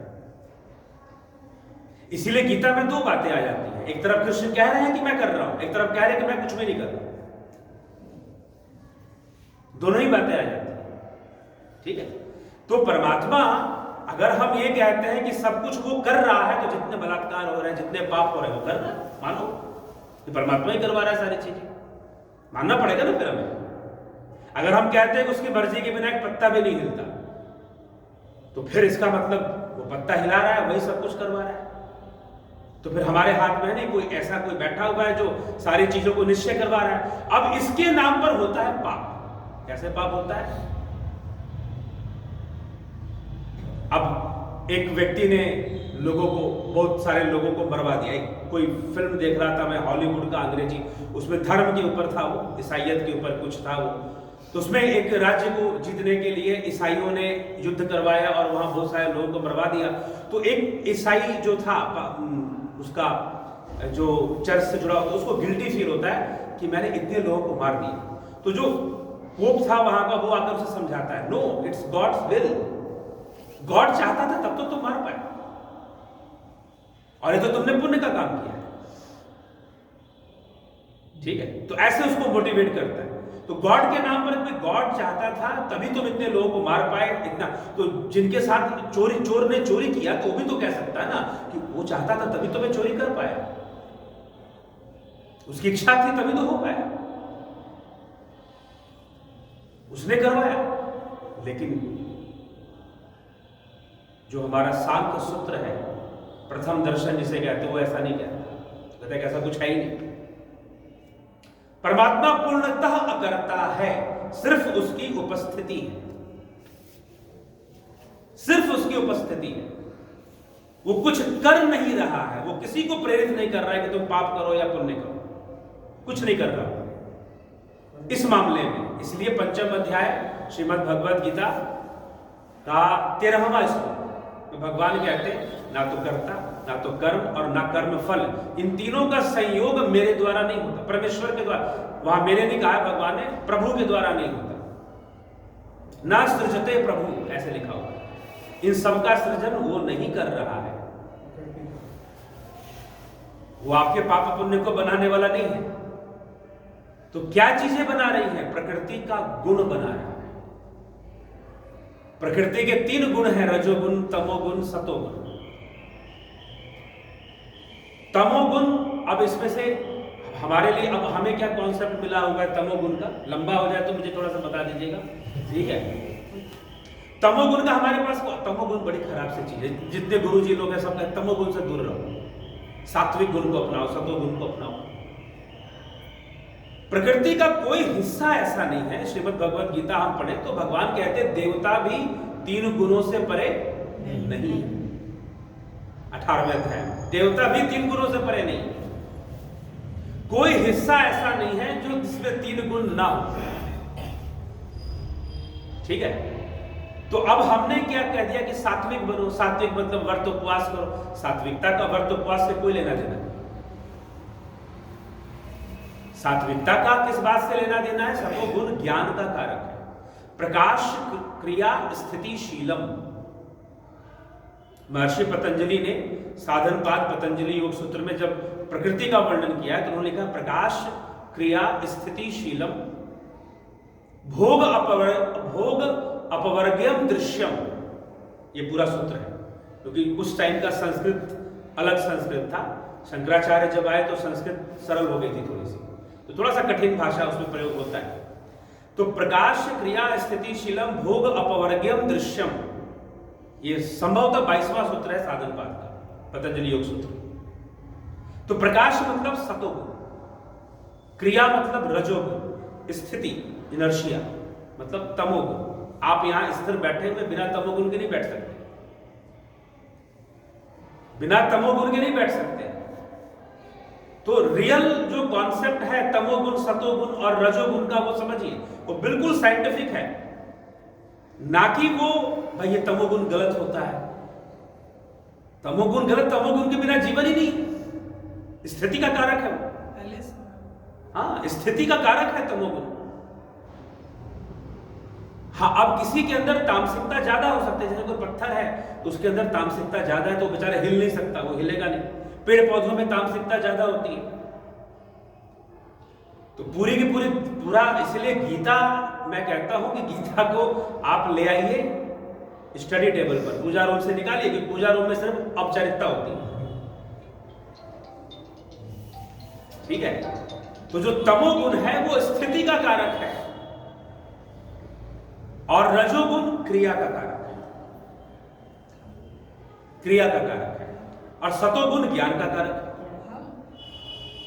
ठीक है, तो जितनी भी क्रियाएं हो रही हैं वो रजोगुण उसमें लगा हुआ है, और जितनी भी स्थिति की चीजें हैं, जैसे कि अभी हम दोनों चीजें काम कर, मैं यहां बैठा भी हूं और बोल भी रहा हूं, तो बोल रहा हूं तो रजोगुण, बैठा हुआ हूं तो तमोगुण, और ज्ञान का प्रचार हो रहा है, ज्ञान बढ़ रहा है तो सतोगुण। तीनों चीजें लगी हुई है साथ में। बस इनका जो प्रभाव है और प्रेरणा है वो कम ज्यादा समय समय पर होता है। पाप कब होता है? पाप तब होता है जब प्रेरणा तमोगुण की हो। प्रेरणा किसकी होनी चाहिए? तमोगुण की प्रेरणा हो और रजोगुण का व्यवहार हो तो पाप होगा। तमोगुण की प्रेरणा मतलब कि हम भोग में, प्रमाद में रहना चाहते हैं, हम परिवर्तन को नहीं चाहते। तमोगुण परिवर्तन को पसंद नहीं करता, और ज्यादातर मनुष्य अपने जीवन में परिवर्तन नहीं चाहता है कि भाई चीजें बदले ना। हमारे पास अगर करोड़ों रुपए बैंक में आ गए तो अब वो कम ना हो, बढ़े लेकिन कम ना हो। तो कहीं ना कहीं अहंकार क्या है? अहंकार सबसे बड़ा तामसिक गुण है हमारा, ठीक ना, क्योंकि वो अपने मैं को बना के रखना चाहता है। स्थिरता, तो प्रकृति के अंदर एक इनर्शिएटिव पावर है जो चीजों को रोकती है आगे बढ़ने से, लेकिन एक फोर्स है जो आगे बढ़ाती है। तो तमोगुण जो है वो ये चीज है। तो तमोगुण जब अधिक बढ़ जाएगा तो आदमी नशा करेगा, ठीक ना, आदमी क्या करेगा? नशा करेगा, प्रमाद में रहने की कोशिश करेगा। ये तामसिकता बढ़ जाएगी तो उसके अंदर अपने भोग के लिए दूसरों को कष्ट पहुंचाएगा, पाप इकट्ठा करेगा। तो तमोगुण के से प्रेरणा जब मिलेगी तो ऐसा व्यवहार करेगा। तो तमोगुण से प्रेरित होकर व्यक्ति पाप करता है, शॉर्टकट रास्ते निकालता है। भाई बहुत मेहनत करने की क्या जरूरत, चलो चोरी करके ही पैसे ले आते हैं, कम मेहनत में ही सारा काम हो जाए। तो तमोगुणी व्यक्ति मेहनत नहीं करना चाहेगा, काम नहीं करना चाहेगा, ठीक है। और रजोगुणी हमें कर्म में लगाता है, क्रिया में लगाता है, और सतोगुण हमें ज्ञान देता है। सतोगुण का मतलब ये नहीं कि हमने खाना पीना छोड़ दिया, उपवास कर लिया, ठीक है, ये कोई सतोगुण नहीं है। ज्ञान का कारक, जितना ज्ञान बढ़ेगा, क्योंकि जो भी चीज हमारे पास आ रही है वो ज्ञान के माध्यम से तो आ रही है ना। उसका माध्यम क्या है? नॉलेज है, ज्ञान ही उसका माध्यम है। तो सारी चीजें हम तक, हमें ये करना चाहिए, वो नहीं करना चाहिए, ये सही है, ये गलत है, सब ज्ञान के माध्यम से आ रही है। इसलिए सत्व गुण को बढ़ाना चाहिए। सत्व गुण को बढ़ाने का मतलब ये नहीं है कि हम लंबा उपवास करें या खूब पूजा पाठ करें, खूब सत्संग में बैठेंगे तो सत्व गुण बढ़ जाएगा, नहीं। ज्ञान बढ़ना चाहिए, बुद्धि का विकास होने से सत्व गुण बढ़ता है, समझ बढ़नी चाहिए, अंडरस्टैंडिंग बढ़नी चाहिए। तो अब आप कहोगे लहसुन प्याज तामसी है। लहसुन प्याज क्या है? हम कहें कि भाई तामसी है, इसको मत खाओ, पाप लग जाएगा। कुछ लोग कहेंगे एकादशी में चावल खाओ तो पाप लग जाएगा। कुछ लोग ऐसे भी शिक्षा दे देंगे कि शिवलिंग रख लो तो सही नहीं है, शिवलिंग मत रखो तुम घर में। 50 तरह की चीजें हैं। अगर हमें मूल बात पता है तो लहसुन प्याज खाना कोई पाप नहीं है। अब दृष्टि है, आप कौन कौन दृष्टि से देख रहे हो। कुछ लोग कहेंगे कि भाई नहीं इसमें पाप है, कुछ लोग कहेंगे पेड़ पौधे में भी जीवात्मा होती है। बात तो गलत नहीं है, जीवात्मा तो उसमें भी होती है। तो आप उनको काट देते हैं, खत्म कर देते हैं, लेकिन वो रोते तो नहीं है, भावनाओं के अभिव्यक्ति वो नहीं करते बाकी जीवों की तरह। तो कुल मिलाकर क्या है, एक छोटी सी बात को समझना है कि ज्यादा सोचना नहीं है, क्योंकि आप संसार में पाप और पुण्य से बच नहीं सकते, इसको स्वीकार करें। तो क्या यही लगा रहेगा? हमसे कर्म होता रहेगा, हम कर्म का फल भोगते रहेंगे, पाप तो होता ही रहेगा, पाप तो हमसे होता ही रहेगा। हम कितना भी बच लें, हमसे कितना भी हम अहिंसक बन जाए, प्रकृति के अंदर हिंसा है तो वो कहीं ना कहीं वो होती रहेगी और पाप हमसे हो ही जाएगा। तभी तो हमारे जीवन में किसी न किसी रूप में कष्ट आता ही है। तो कष्ट आता ही है तो कहीं ना कहीं कर्म का फल होता ही है। तो इससे हम निकले कैसे? तो गीता का मार्ग, योग का मार्ग, इससे निकलने का मार्ग है, इससे बाहर निकलने का मार्ग है, मुक्ति का मार्ग है। हम इसी में रहेंगे या हमें इसका समाधान चाहिए?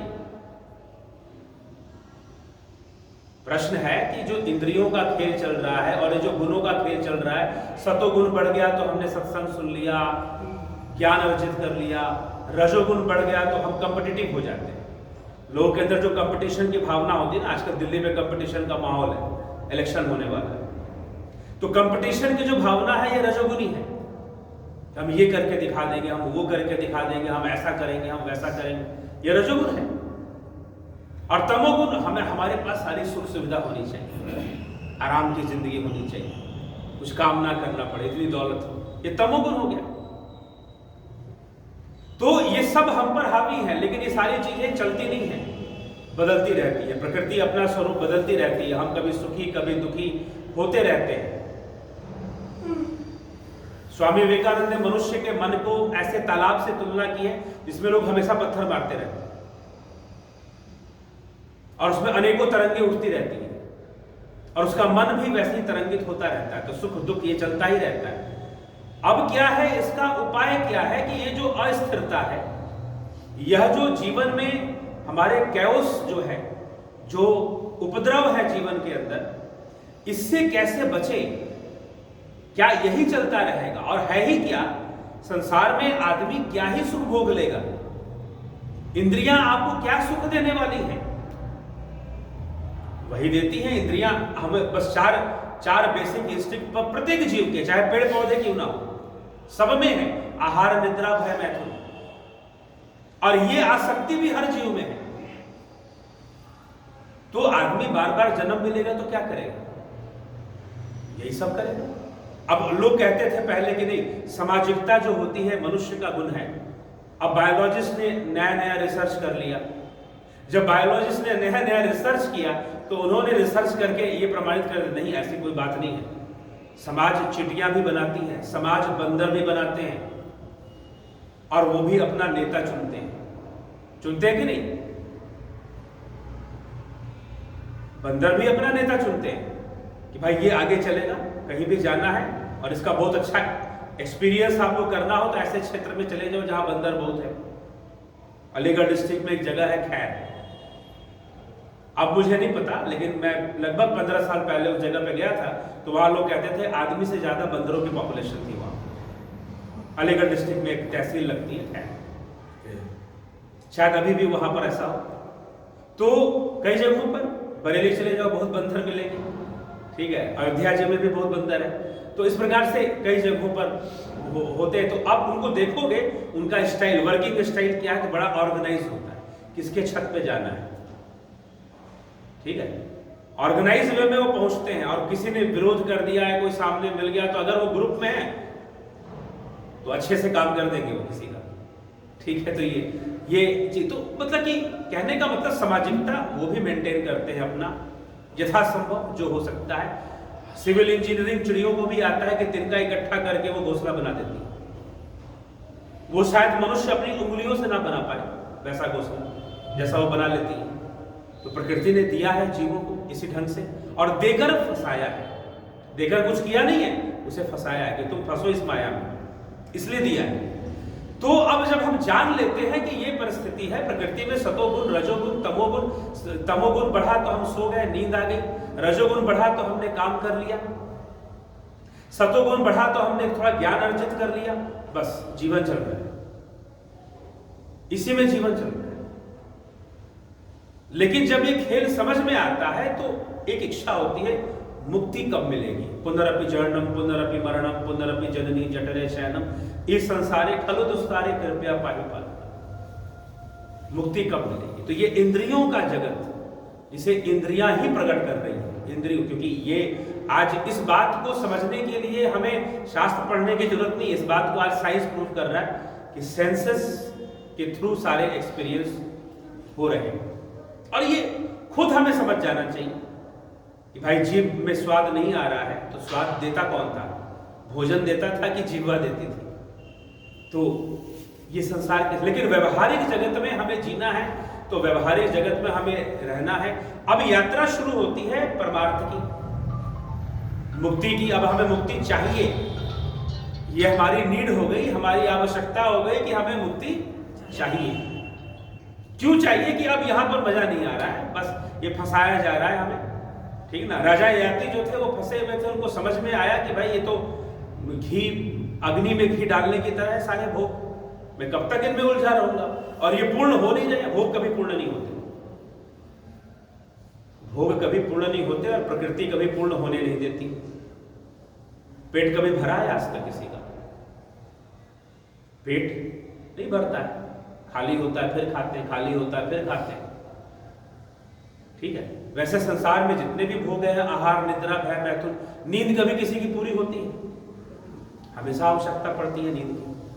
तो अगर आप ये लक्ष्य ले लोगे ना कि मैं इन सब चीजों को पूरा करूं, आहार, निद्रा, भय, मैथुन, मैं इनमें पूर्ण संतुष्ट हो जाऊं, या सब कुछ मुझे मिल जाए, नहीं, तो आप कभी यही, फिर हम एक, हमारा जो जीवन है एक अंधी दौड़ हो जाएगी, बस और कुछ नहीं होगा। तो फिर हम परेशान हो गए, फिर हमें मुक्ति चाहिए, हमें मुक्ति की ओर बढ़ना है। तो अब मुक्ति की यात्रा शुरू होगी। सबसे पहले इच्छा उत्पन्न होगी, फिर यात्रा शुरू होगी। तो जिसके मुमुक्षु होना, इसी को मुमुक्षुता कहते हैं। ये दुर्लभ है, किसी के अंदर मुक्ति की इच्छा आ जाए, आदि गुरु शंकराचार्य इसको दुर्लभ मानते, दुर्लभ है। आ गई तो बहुत अच्छी बात है, आ गई तो चलो। अब कई बार आ तो जाती है, लेकिन आदमी के पास रास्ता ही नहीं होता, मार्ग नहीं होता है। समझ में तो आ रहा है कि इन परिस्थितियों से मैं मुक्त हो जाऊं तो बड़ा अच्छा रहेगा, लेकिन मार्ग ही नहीं है, तो वो उससे भी ज्यादा दुर्लभ है। तो दुर्लभ हम त्रय में वेद देवानुग्रह हेतु का, देवताओं को भी 3 चीजें दुर्लभ है। मनुष्यत्वम, मुमुक्षुत्वम, महापुरुष संश्रय। पहला मनुष्य जीवन दुर्लभ है। मनुष्य जीवन के बाद मुमुक्षुता, मतलब मुक्ति की इच्छा होना, इन सारी परिस्थितियों से मुझे मुक्त होना है, इसकी इच्छा हो जाना, तो ये है मुमुक्षुता हो जाना, मुमुक्षु हो जाना। तो मुमुक्षुता होना ये एक दूसरी उपलब्धि है। अगर ये हो जाए तो ये भी दुर्लभ है। लेकिन शास्त्र कहते हैं कि कलयुग में मुमुक्षुता जल्दी आएगी लोगों के, धीरे धीरे ऐसा समय आएगा कि लोग जल्दी मुक्ति चाहेंगे। अच्छी बात है अगर ऐसा हो, मुमुक्षुता की भाई। हाँ, कलयुग में तो सारी चीजें शॉर्टकट है, हाँ, हर चीज हो जाएगी, तो जल्दी लोगों को समझ में आएगा भाई सुखी तो हम हो ही नहीं पा रहे, ठीक है। आज हर चीज देखो कितना आसान हो ही गया है, बहुत सारी चीजें। तो मुमुक्षुता आ जाए, मुक्ति की इच्छा हो, मनुष्य जीवन मिल गया, उससे दुर्लभ मुमुक्षुता, और उससे ऊपर कि भाई मार्ग मिल जाए सही वाला, भाई ये रास्ता है, ऐसे जाना है। तो अब हमें उस ओर जाना है, और यहीं से शुरुआत हो जाता है योग का, यहीं से प्रारंभ हो जाता है ध्यान का, ठीक है। अब हो गया व्यवहारिक पक्ष, हो गया धर्म का, जो कर्म है, जहां पर हम कर्मकांड करते हैं, जिसमें हम अनुष्ठान आदि करते हैं, दान करते हैं, अग्निहोत्र करते हैं। ये सब हमें अपने बाहरी शुद्धि के लिए, कर्म शुद्धि के लिए करना ही चाहिए। हवन आदि करना, ये सब करना ही चाहिए। दान पुण्य करना, जिससे कि हमारे, क्योंकि जब तक हम मुक्त नहीं होते तब तक, भगवान ने कहा कि जब तक कोई मुक्त नहीं होता तब तक तो उसे व्यवहारिक जगत में बरतना है, तो वो पुण्य को प्रधानता दे और दान को प्रधानता दे, और व्यर्थ का समभाव से चीजों को ग्रहण करे, चाहे अच्छा मिले चाहे बुरा मिले, समभाव की सब कुछ बदलने वाला है। हम कहते हैं मोटिवेशनल स्पीकर और स्पिरिचुअल स्पीकर में क्या डिफरेंस है? मोटिवेशनल स्पीकर आपको बोलेगा चिंता मत करो, हर रात्रि का सवेरा होता है। स्पिरिचुअल बोलेगा हर रात्रि का सवेरा होता है, तो हर दिन की रात्रि भी होती है, तो पूरा सत्य। ये मत सोचो कि बुरे दिन चले जाएंगे तो अच्छे दिन आ गए, तो अच्छे दिन भी तो जाएंगे, ये भी सोचो साथ में। तो जब आप इस लेवल पर सोचोगे तो आप दार्शनिक विचारधारा रखते हो या आध्यात्मिक विचारधारा रखते हो।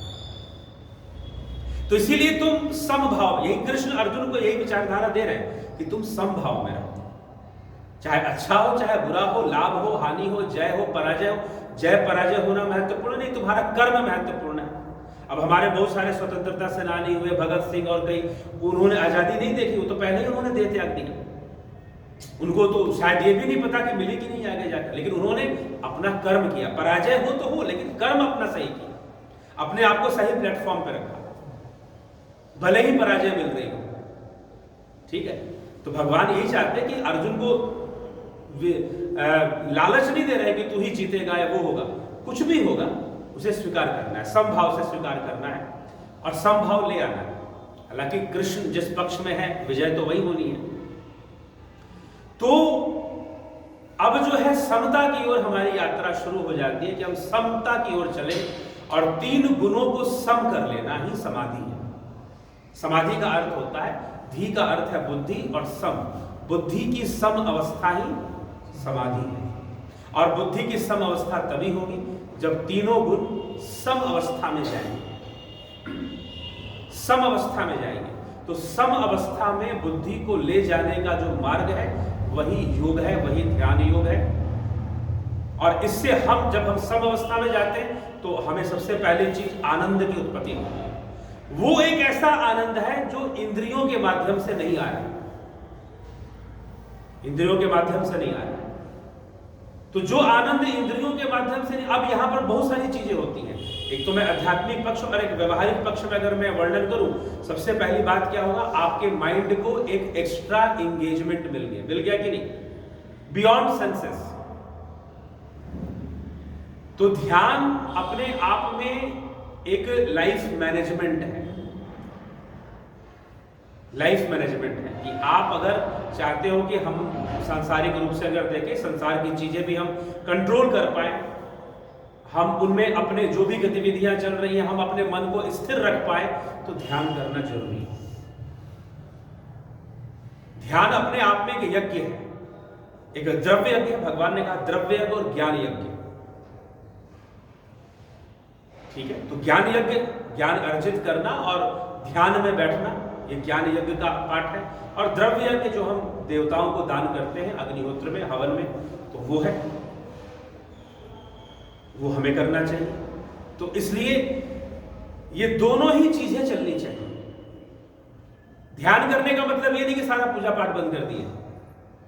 कुछ लोग ऐसे समझाते हैं ना, मैं ऐसे कुछ किसी का नाम नहीं ले रहा हूं, लेकिन कई संस्थाएं या कई गुरुजी लोग ऐसा है जो कहते हैं कि सब सारे पूजा पाठ, सारे देवी देवताओं को तुम बंद कर दो, खत्म कर दो, ठीक ना, बस जो मैं सिखा रहा हूं वो करो, और उनका बंद करवा के अपनी पूजा शुरू करवा देते हैं। यही तो होता है। आजादी के बाद मुझे लगता है कि बहुत सारे जो हमारे धार्मिक संप्रदाय या संस्थान हुए उनमें ऐसी चीजें देखने को मिली, तो सारी पूजा पाठ बंद करवा दिया। असली मंडन नहीं किया, सिर्फ खंडन किया, समझाया नहीं कि पूजा का वास्तविक स्वरूप क्या है, अग्निहोत्र क्या है, हवन क्या है, समझाया नहीं गया, नहीं समझाया गया दान का क्या महत्व है, पितृपक्ष का क्या महत्व है।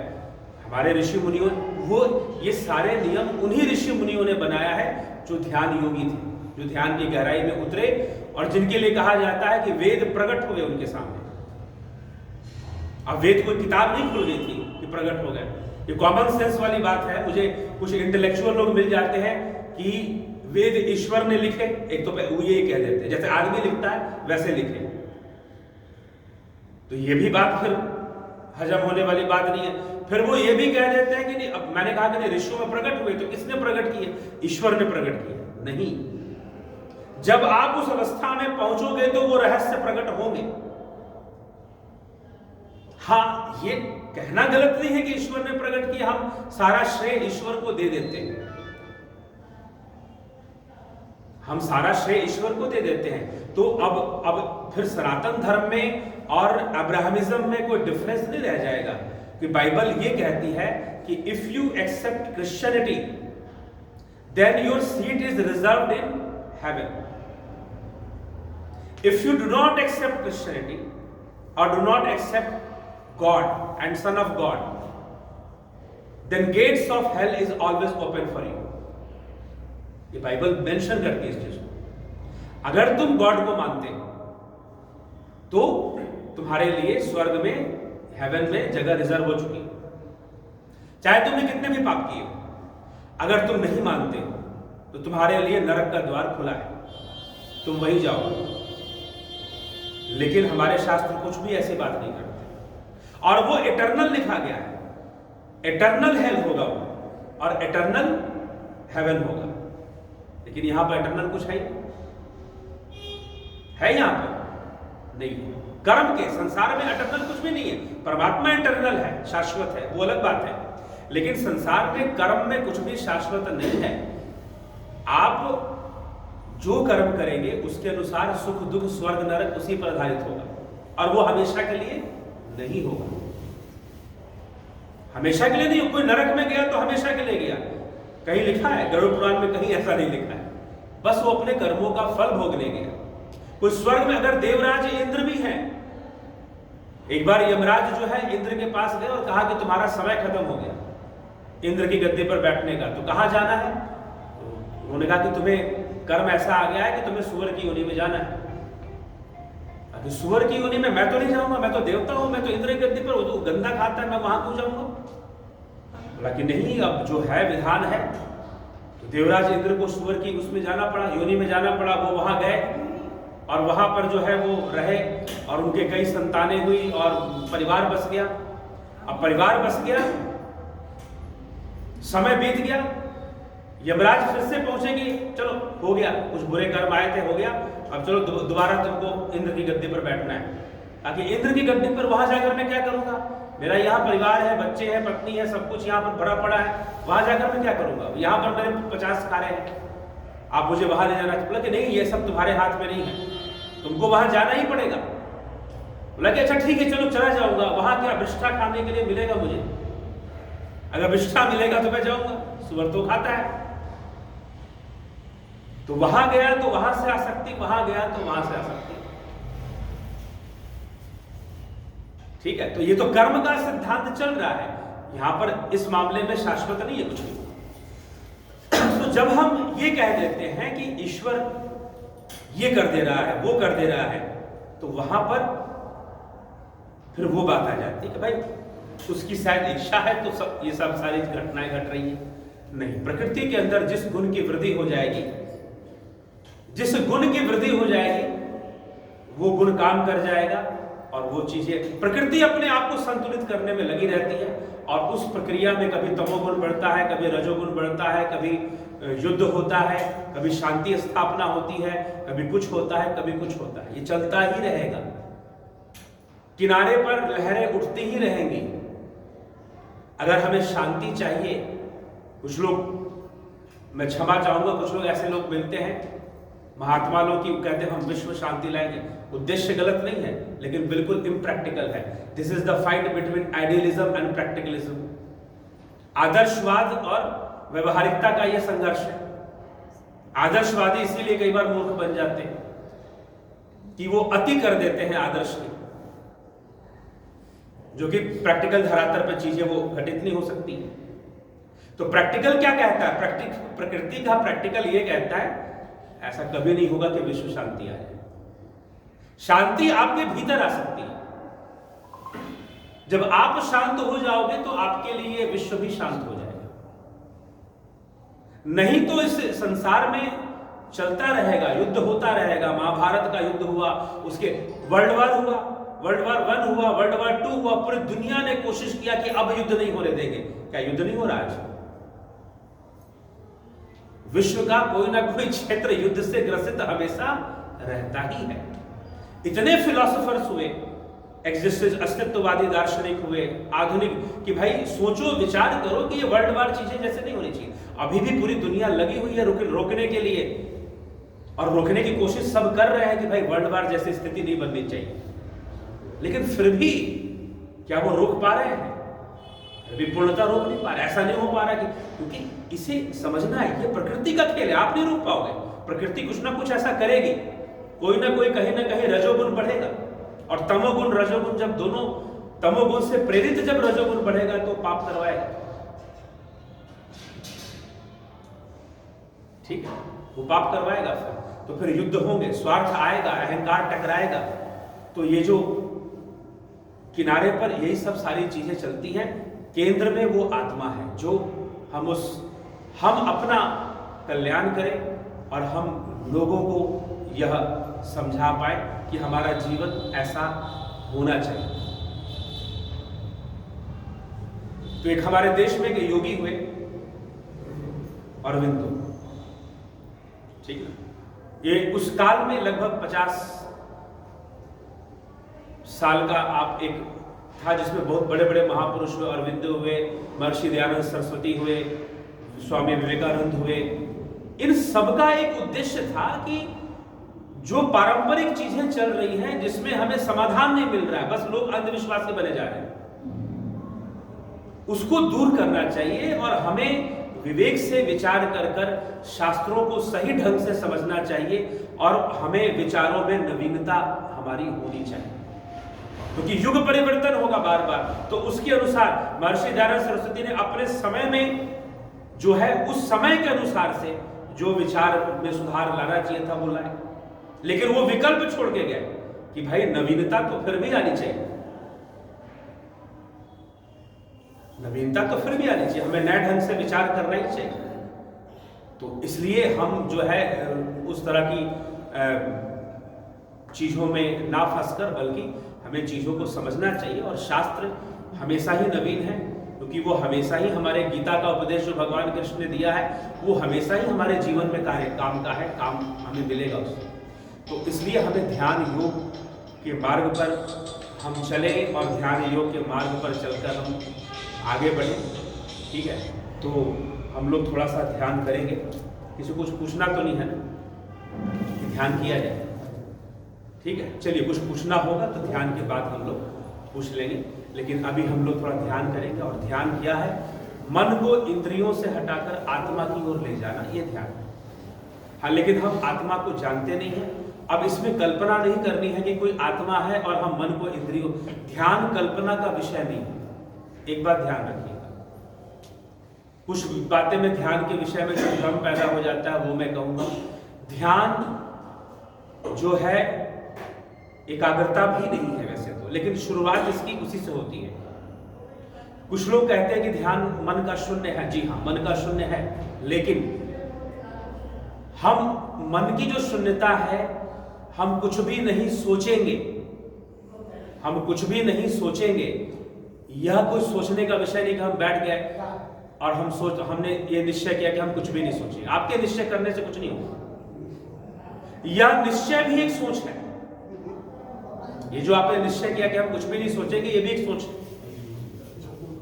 इसीलिए जो योग हमारे जो हठ योग शास्त्र हैं जो ध्यान की चर्चा करते हैं, हालांकि ध्यान हठ योग का विषय नहीं है, राजयोग का विषय है, लेकिन हठ प्रदीपिका ग्रंथ उसमें 3 अध्याय हठ योग के हैं, 4था अध्याय राजयोग का है, नादानुसंधान। 3 अध्याय में आसन मुद्राएं बतलाई गई हैं, प्राणायाम कुंभक की क्रियाएं बतलाई गई, 4थे अध्याय में नाद और ध्यान बताया गया। तो हठ योग का उद्देश्य राजयोग की प्राप्ति है कि हमें राजयोग मिल जाए, मतलब ध्यान मिल जाए। तो ध्यान, अब वो ये नहीं कहते कि आप ध्यान में कुछ भी मत सोचो, नहीं। योगियों ने हमें टेक्निक दी है कि आप उस टेक्निक, उस युक्ति को फॉलो करो। हठ का मतलब है या तंत्र का मतलब है टेक्निक। उस युक्ति को फॉलो करो, आपका मन स्वतः ही शून्य अवस्था की ओर गमन कर जाएगा, स्वतः ही शून्य में जाने लगेगा। इसके लिए जबरदस्ती उसे शून्य में ले नहीं जाना है। क्या करना है? अभ्यास करना है, बस। इसलिए 6ठे अध्याय में कृष्ण भी अभ्यास की बात वो कह रहे हैं, ध्यान योग का विषय कह रहे हैं। ना बहुत अधिक खाने वाला, ना बिल्कुल नहीं खाने वाला, बहुत सोने वाला, बिल्कुल, इनसे योग नहीं होता। जो संयम में रहते हैं, संतुलन बनाते हैं और आवश्यकता अनुसार जो ग्रहण करते हैं। इसलिए हठ योग ग्रंथ आप पढ़ेंगे तो अब यही होता है कि जो बातें प्रचलित हैं उसकी विरुद्ध बातें आपको शास्त्रों में मिल जाएंगी, आप नियमाग्रही बन जाते हैं। हठ योग शास्त्र कहता है कि योगियों को नियमाग्रही नहीं होना चाहिए, परिस्थितियों के अनुसार नियम बदल देने चाहिए, ठीक है। तो जबरदस्ती का, इसलिए योगी होने का मतलब ये नहीं है कि आपने कितना स्ट्रेचिंग कर लिया, कितना गर्दन घुमा लिया, कितना टेढ़ा मेढ़ा शरीर को कर लिया, इससे आप योगी नहीं बन जाएंगे। और ये कथन मैं अपने मर्जी से नहीं कह रहा हूं, ये शास्त्र में लिखा है तभी कह रहा हूं, ठीक है। तो योगी बनने का मतलब है आप संतुलन की अवस्था को समझिए और अपने जीवन में संतुलन को ले आइए। ठीक है, तो जो भी करना है संतुलन को, हो सकता है कि हमें तमोगुण की आवश्यकता है तो हम तमोगुण हमें बढ़ाना पड़ता है। तो ये धर्म है वो धर्म है ऐसा कुछ भी नहीं है। करने योग्य जो कर्तव्य है, जो हमारी ड्यूटी है, जो कर्तव्य है, जो कर्म है, वही हमारा धर्म है, वो हमें करना ही होता है। ठीक है, तो इसलिए धर्म की ऐसी चीजें, हाँ पाप पुण्य के बारे में बताया गया है शास्त्रों में, तो हमें उसका अनुसरण करना चाहिए, लेकिन किसी चीज को हमें समझना चाहिए, किसी चीज को हमें जानना चाहिए। आज हम जो आज बैठे हैं, कल गुरु गोविंद सिंह जी की जयंती, तो ऐसे योगियों का पर्व है आज। कल गुरु गोविंद सिंह, कल प्रकाश उत्सव है गुरु गोविंद सिंह जी का। 12 तारीख को स्वामी विवेकानंद है। स्वामी विवेकानंद कहते हैं कि उनके घर में जब वो छोटे थे तो 4 हुक्के रखे हुए थे, 4 या 5 हुक्के थे, ऐसा मैंने पढ़ा। हुक्के रखे हुए थे तो उन्होंने पिताजी से पूछा कि सारे एक ही हुक्के में पीछे 5 क्यों रखे आपने? बोला कि नहीं, कई तरह के लोग आते हैं, ईसाई भी आते हैं, क्योंकि उस समय अंग्रेज भी रहते थे, ईसाई भी आते हैं, अंग्रेज भी आते हैं, मुसलमान भी आते हैं, पारसी भी आते हैं, सिख भी आते हैं। तब सिख की बात नहीं होती थी, वैसे तो सिख बाद में नेताओं ने बना दिया। तो जो है ये ऐसे थी। हाँ था, लेकिन वो इस तरह से संप्रदाय और धर्म के रूप में नहीं था जैसे आज है। समझ गए बात? हाँ हाँ, सनातनी ही है, और गुरबानी में सारी सनातनी बातें ही हैं। ठीक है, तो ये चीज है। तो ये था, तो 5 हुक्के रखे थे, तो उन्होंने पूछा, तो उन्होंने पिताजी ने बताया कि भाई ऐसे ऐसे है, वो मुस्लिम वाले के लिए अलग है, उसके लिए अलग है। मैंने कि इससे क्या होगा, एक दूसरे का तो उनका धर्म परिवर्तन होता है या भ्रष्ट होता है। तो विवेकानंद ने जो है सारे हुक्के पी लिए, देखता हूं मेरा धर्म परिवर्तित होता है कि नहीं। ठीक है, और अपने पिताजी के पास पूछे कि मैंने मुस्लिम बोला पिया, तो क्या मैं मुस्लिम हूं? अभी मैं मुसलमान बन गया, तो मुसलमान बनना, ईसाई बनना कितना आसान है, हुक्का पी का बन जाओ। ठीक है, तो कहने का मतलब कि ये लोग ऐसे थे कि रिसर्च करते थे, प्रश्न करते थे, क्वेश्चन उठाते थे और सही चीज तक पहुंचने का प्रयास करते थे। हाँ, आप अब उसमें से कुछ कमियां निकालो, विवेकानंद से कुछ कमियां निकालो, महर्षि दयानंद सरस्वती में से कुछ कमियां निकालो, मेरे ख्याल से ये सब मूर्खता है। आपने उनका सही उद्देश्य नहीं समझा कि वास्तव में करना क्या चाहते थे। वो क्रांति चाहते थे, वो परिवर्तन चाहते थे, लोगों की सोच बदलना चाहते थे और सटीक जगह पर पहुंचाना चाहते थे।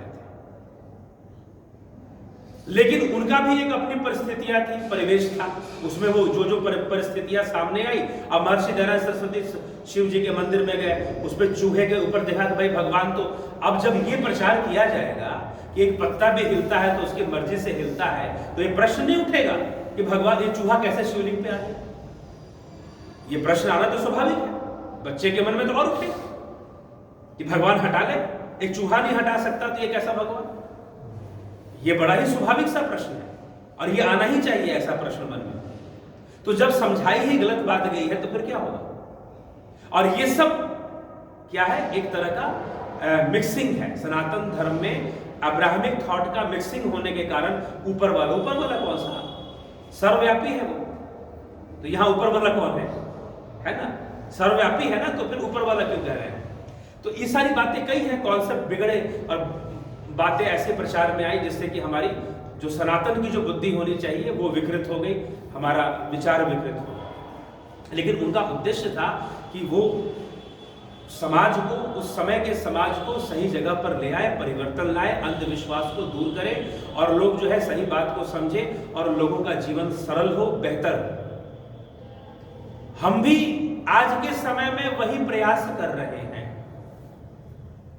और हम सबको मिलकर यही प्रयास करना चाहिए और सनातन धर्म को सुदृढ़ करना चाहिए। पूजा कभी गलत नहीं था और ना कभी गलत हो सकती है, लेकिन हमें समझना है कि क्यों करना चाहिए और कैसे करना चाहिए ताकि हमें उसका पूरा लाभ मिले। ठीक है, पूरा लाभ मिले तो हम उसका लाभ उठाएं और हम वो भी करें और अपने अंदर की यात्रा भी करें, बाहर का पुण्य भी अर्जित करें और ध्यान के मार्ग से अंदर की यात्रा भी करें। तो सबने इसी ओर प्रेरित किया है, अलग अलग ढंग से किया है। तो उन महात्माओं को हम स्मरण करते हुए गुरु गोविंद सिंह जी हों और स्वामी विवेकानंद है, फिर उसके बाद हम और भी रामकृष्ण परमहंस, महर्षि दयानंद सरस्वती, सबके जन्म तिथियाँ आती हैं। तो उन सब ने हमें जो प्रेरणा दी है, उन्हीं के लक्ष्य को पूरा करने का उद्देश्य लेकर और अंधविश्वास, रूढ़िवादिता, इन सब से अलग होते हुए हमें आगे बढ़ना है। तो हम सभी ध्यान में थोड़ी देर के लिए बैठेंगे और मैं भी आपसे यही कहना चाहूँगा कि आप सब लोग इसके लिए प्रयासरत रहें। और हम सभी पर पहले रविवार को यहाँ बैठेंगे, चिंतन करेंगे। तो आप एक और काम करें कि इसका प्रचार करें। आप आए, अपने साथ 2 लोग और लेकर आए, ठीक ना, तभी तो जागरूकता बढ़ेगी। नहीं तो फिर जो अंधविश्वास वाली बात है उसको फैलाने वाले तो भरे पड़े, ठीक ना। तो इसीलिए हमें जागरूकता अगर बढ़ानी है तो हमें जरूर कर्म करना पड़ेगा, खुद भी जानना पड़ेगा, दूसरों को समझाना पड़ेगा और कार्य करना पड़ेगा। तो इसी क्षेत्र में हम सब मिलकर कार्य करते रहें तो बढ़िया है। चलिए अभी हम लोग ध्यान शुरू करते हैं। सब लोग बैठेंगे ध्यान में। तो ध्यान में बैठना, ध्यान में उतरना हमें, वैसे तो ध्यान योग का कोर्स चलता है, ऑनलाइन कोर्स हम लोग चलाते हैं और सशुल्क होता है, क्योंकि मुझे लगता है कि बहुत अच्छे से सीखने के लिए समय चाहिए, ठीक है ना। गहरी बातों को जानने के लिए, अतीन्द्रिय अनुभूतियों को प्राप्त करने के लिए समय चाहिए। तो इसलिए वो कोर्स चलाया गया है। कोर्स का शुल्क होता है, दक्षिणा के रूप में होता है, और वो इसलिए होता है ताकि जो ग्रहण करने वाला है वो गंभीर हो, गंभीरता से ग्रहण करे। नहीं तो ऐसे तो कोई भी आकर ले और फिर उसको समझ भी ना पाए, तो फिर पता चलता है कि भाई बंदर के हाथ में नारियल पकड़ा दिया गया, ठीक ना, हो जाता है कि नहीं ऐसा। तो वो घटना ना घटे, इसीलिए इसको दक्षिणा के साथ ही इसको दिया जाता है। तो अगर आप लोग कोर्स ज्वाइन करना चाहें और ध्यान सीखना चाहें तो ऑनलाइन भी चलता है, दिल्ली में हम ऑफलाइन भी, दिल्ली में पहले रहता नहीं था लेकिन अब मैं दिल्ली में ही ज़्यादातर समय रहता हूँ। तो दिल्ली में ऑफलाइन ध्यान योग के कोर्सेस चलेंगे, ठीक है।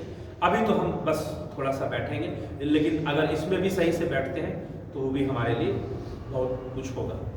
तो चलिए ठीक है, तो हम लोग सहज बैठेंगे। ध्यान में जब भी आप बैठें सहज बैठें, कभी भी ऐसे नहीं बैठेंगे, ठीक है। ये पोजीशन नहीं होनी चाहिए ध्यान करने की, ये गलत पोजीशन है। जैसे कुछ लोग ऐसे बैठते हैं ना, तो अगर हम पद्मासन वगैरह लगाते हैं, ना भी लगाएं, ठीक है, मेरी आदत है तो मैं ज़्यादातर बैठता हूँ ऐसे। तो अगर आप ऐसे बैठते हैं तो ये, इससे क्या होता है, ऐसे बैठने से, कई बार मैंने शिव जी की मूर्तियाँ देखी हैं ऐसे बनी होती है, इस तरह से शिव जी ऐसे तन के बैठे हैं। तो ऐसे नहीं बैठना चाहिए, ठीक है। तो मूर्ति बनाने वाले को उस पद्धति का ज्ञान नहीं है तो बेचारा क्या करे, उसने बना दिया। तो जो है आपको ये ऐसे बैठने से ये कंधे ऐसे हो जाते हैं तो स्ट्रेस जाता है आपके स्पाइन पर, तो आपका ये हाथ पीछे होना चाहिए ऐसे, ठीक है, ऐसे, या फिर ऐसे भी बैठ सकते, ऐसे भी कर सकते हैं, नहीं तो ऐसे, ठीक है। बहुत ज़्यादा पीछे भी नहीं करना, कंधे हाँ लेवल में, हाँ, क्या कंधे लेवल में, हाँ लेवल में है, बिल्कुल। ये जो बाहों का जो लेवल है कंधे का बराबर है, यहाँ तक बिल्कुल बराबर जाए, इतना, ठीक ना। तो आपको स्ट्रेस नहीं होगा और सहज बैठे। स्थिर सुख आसन महर्षि पतंजलि ने लिखा है कि जिस अवस्था में हम लंबे समय तक बैठ सकते हैं वो आसन है, ठीक है। तो इसमें हमें बैठना चाहिए। इसमें बैठने के बाद हमें जो भी हम, क्योंकि चित्त की शांति के लिए महर्षि पतंजलि ने कई उपाय बताए हैं, तो उसमें एक उपाय बताया है कि हमें प्रार्थना कर लेनी चाहिए, या जिसको भी हम गुरु मानते हैं या इष्ट मानते हैं, किसी भी देव को, हम शिव जी को या भगवान राम को या किसी को भी इष्ट मानते हैं, तो हमें उनका थोड़ा ध्यान कर लेना चाहिए और फिर हमें प्राणायाम की क्रिया शुरू करनी चाहिए। तो बिना प्राणायाम के ध्यान नहीं होता, ये निश्चित कर देना, ठीक है। कोई कहे कि मैं प्राणायाम नहीं करूँगा सीधा ध्यान कर लूँगा, ऐसा नहीं होता है, ठीक है। तो अब जो है हम प्राणायाम मतलब प्राणों का नियमन करना, उसे स्थिर करने की कोशिश करना।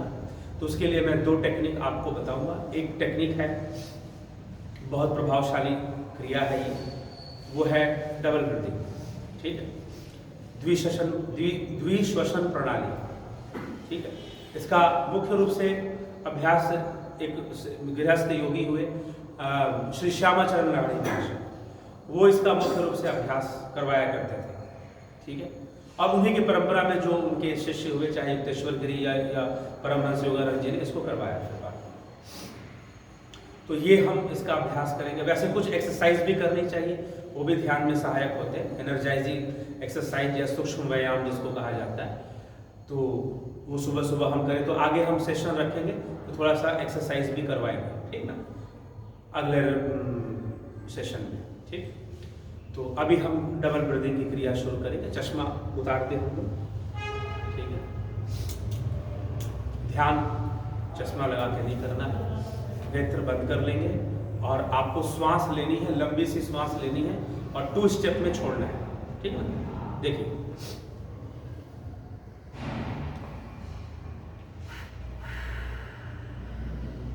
इस तरह से एक श्वास लिया लंबा सा और डबल स्टेप में छोड़ा, ये करना है।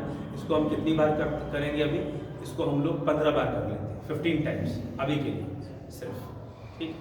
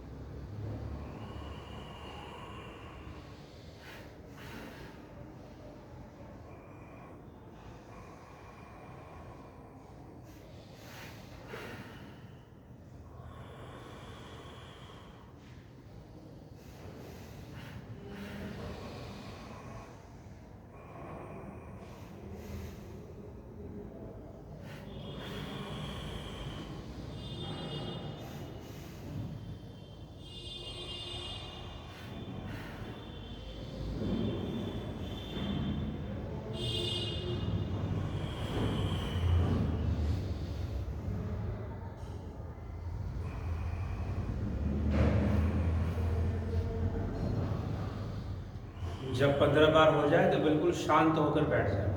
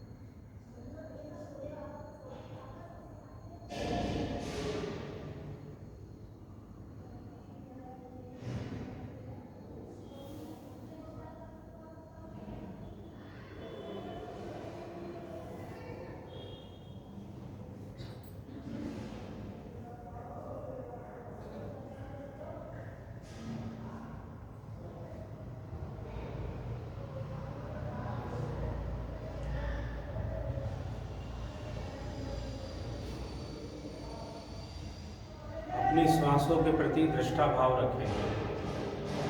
श्वासें जैसे चल रही है चलने दीजिए, बस उसके आभास को महसूस करें।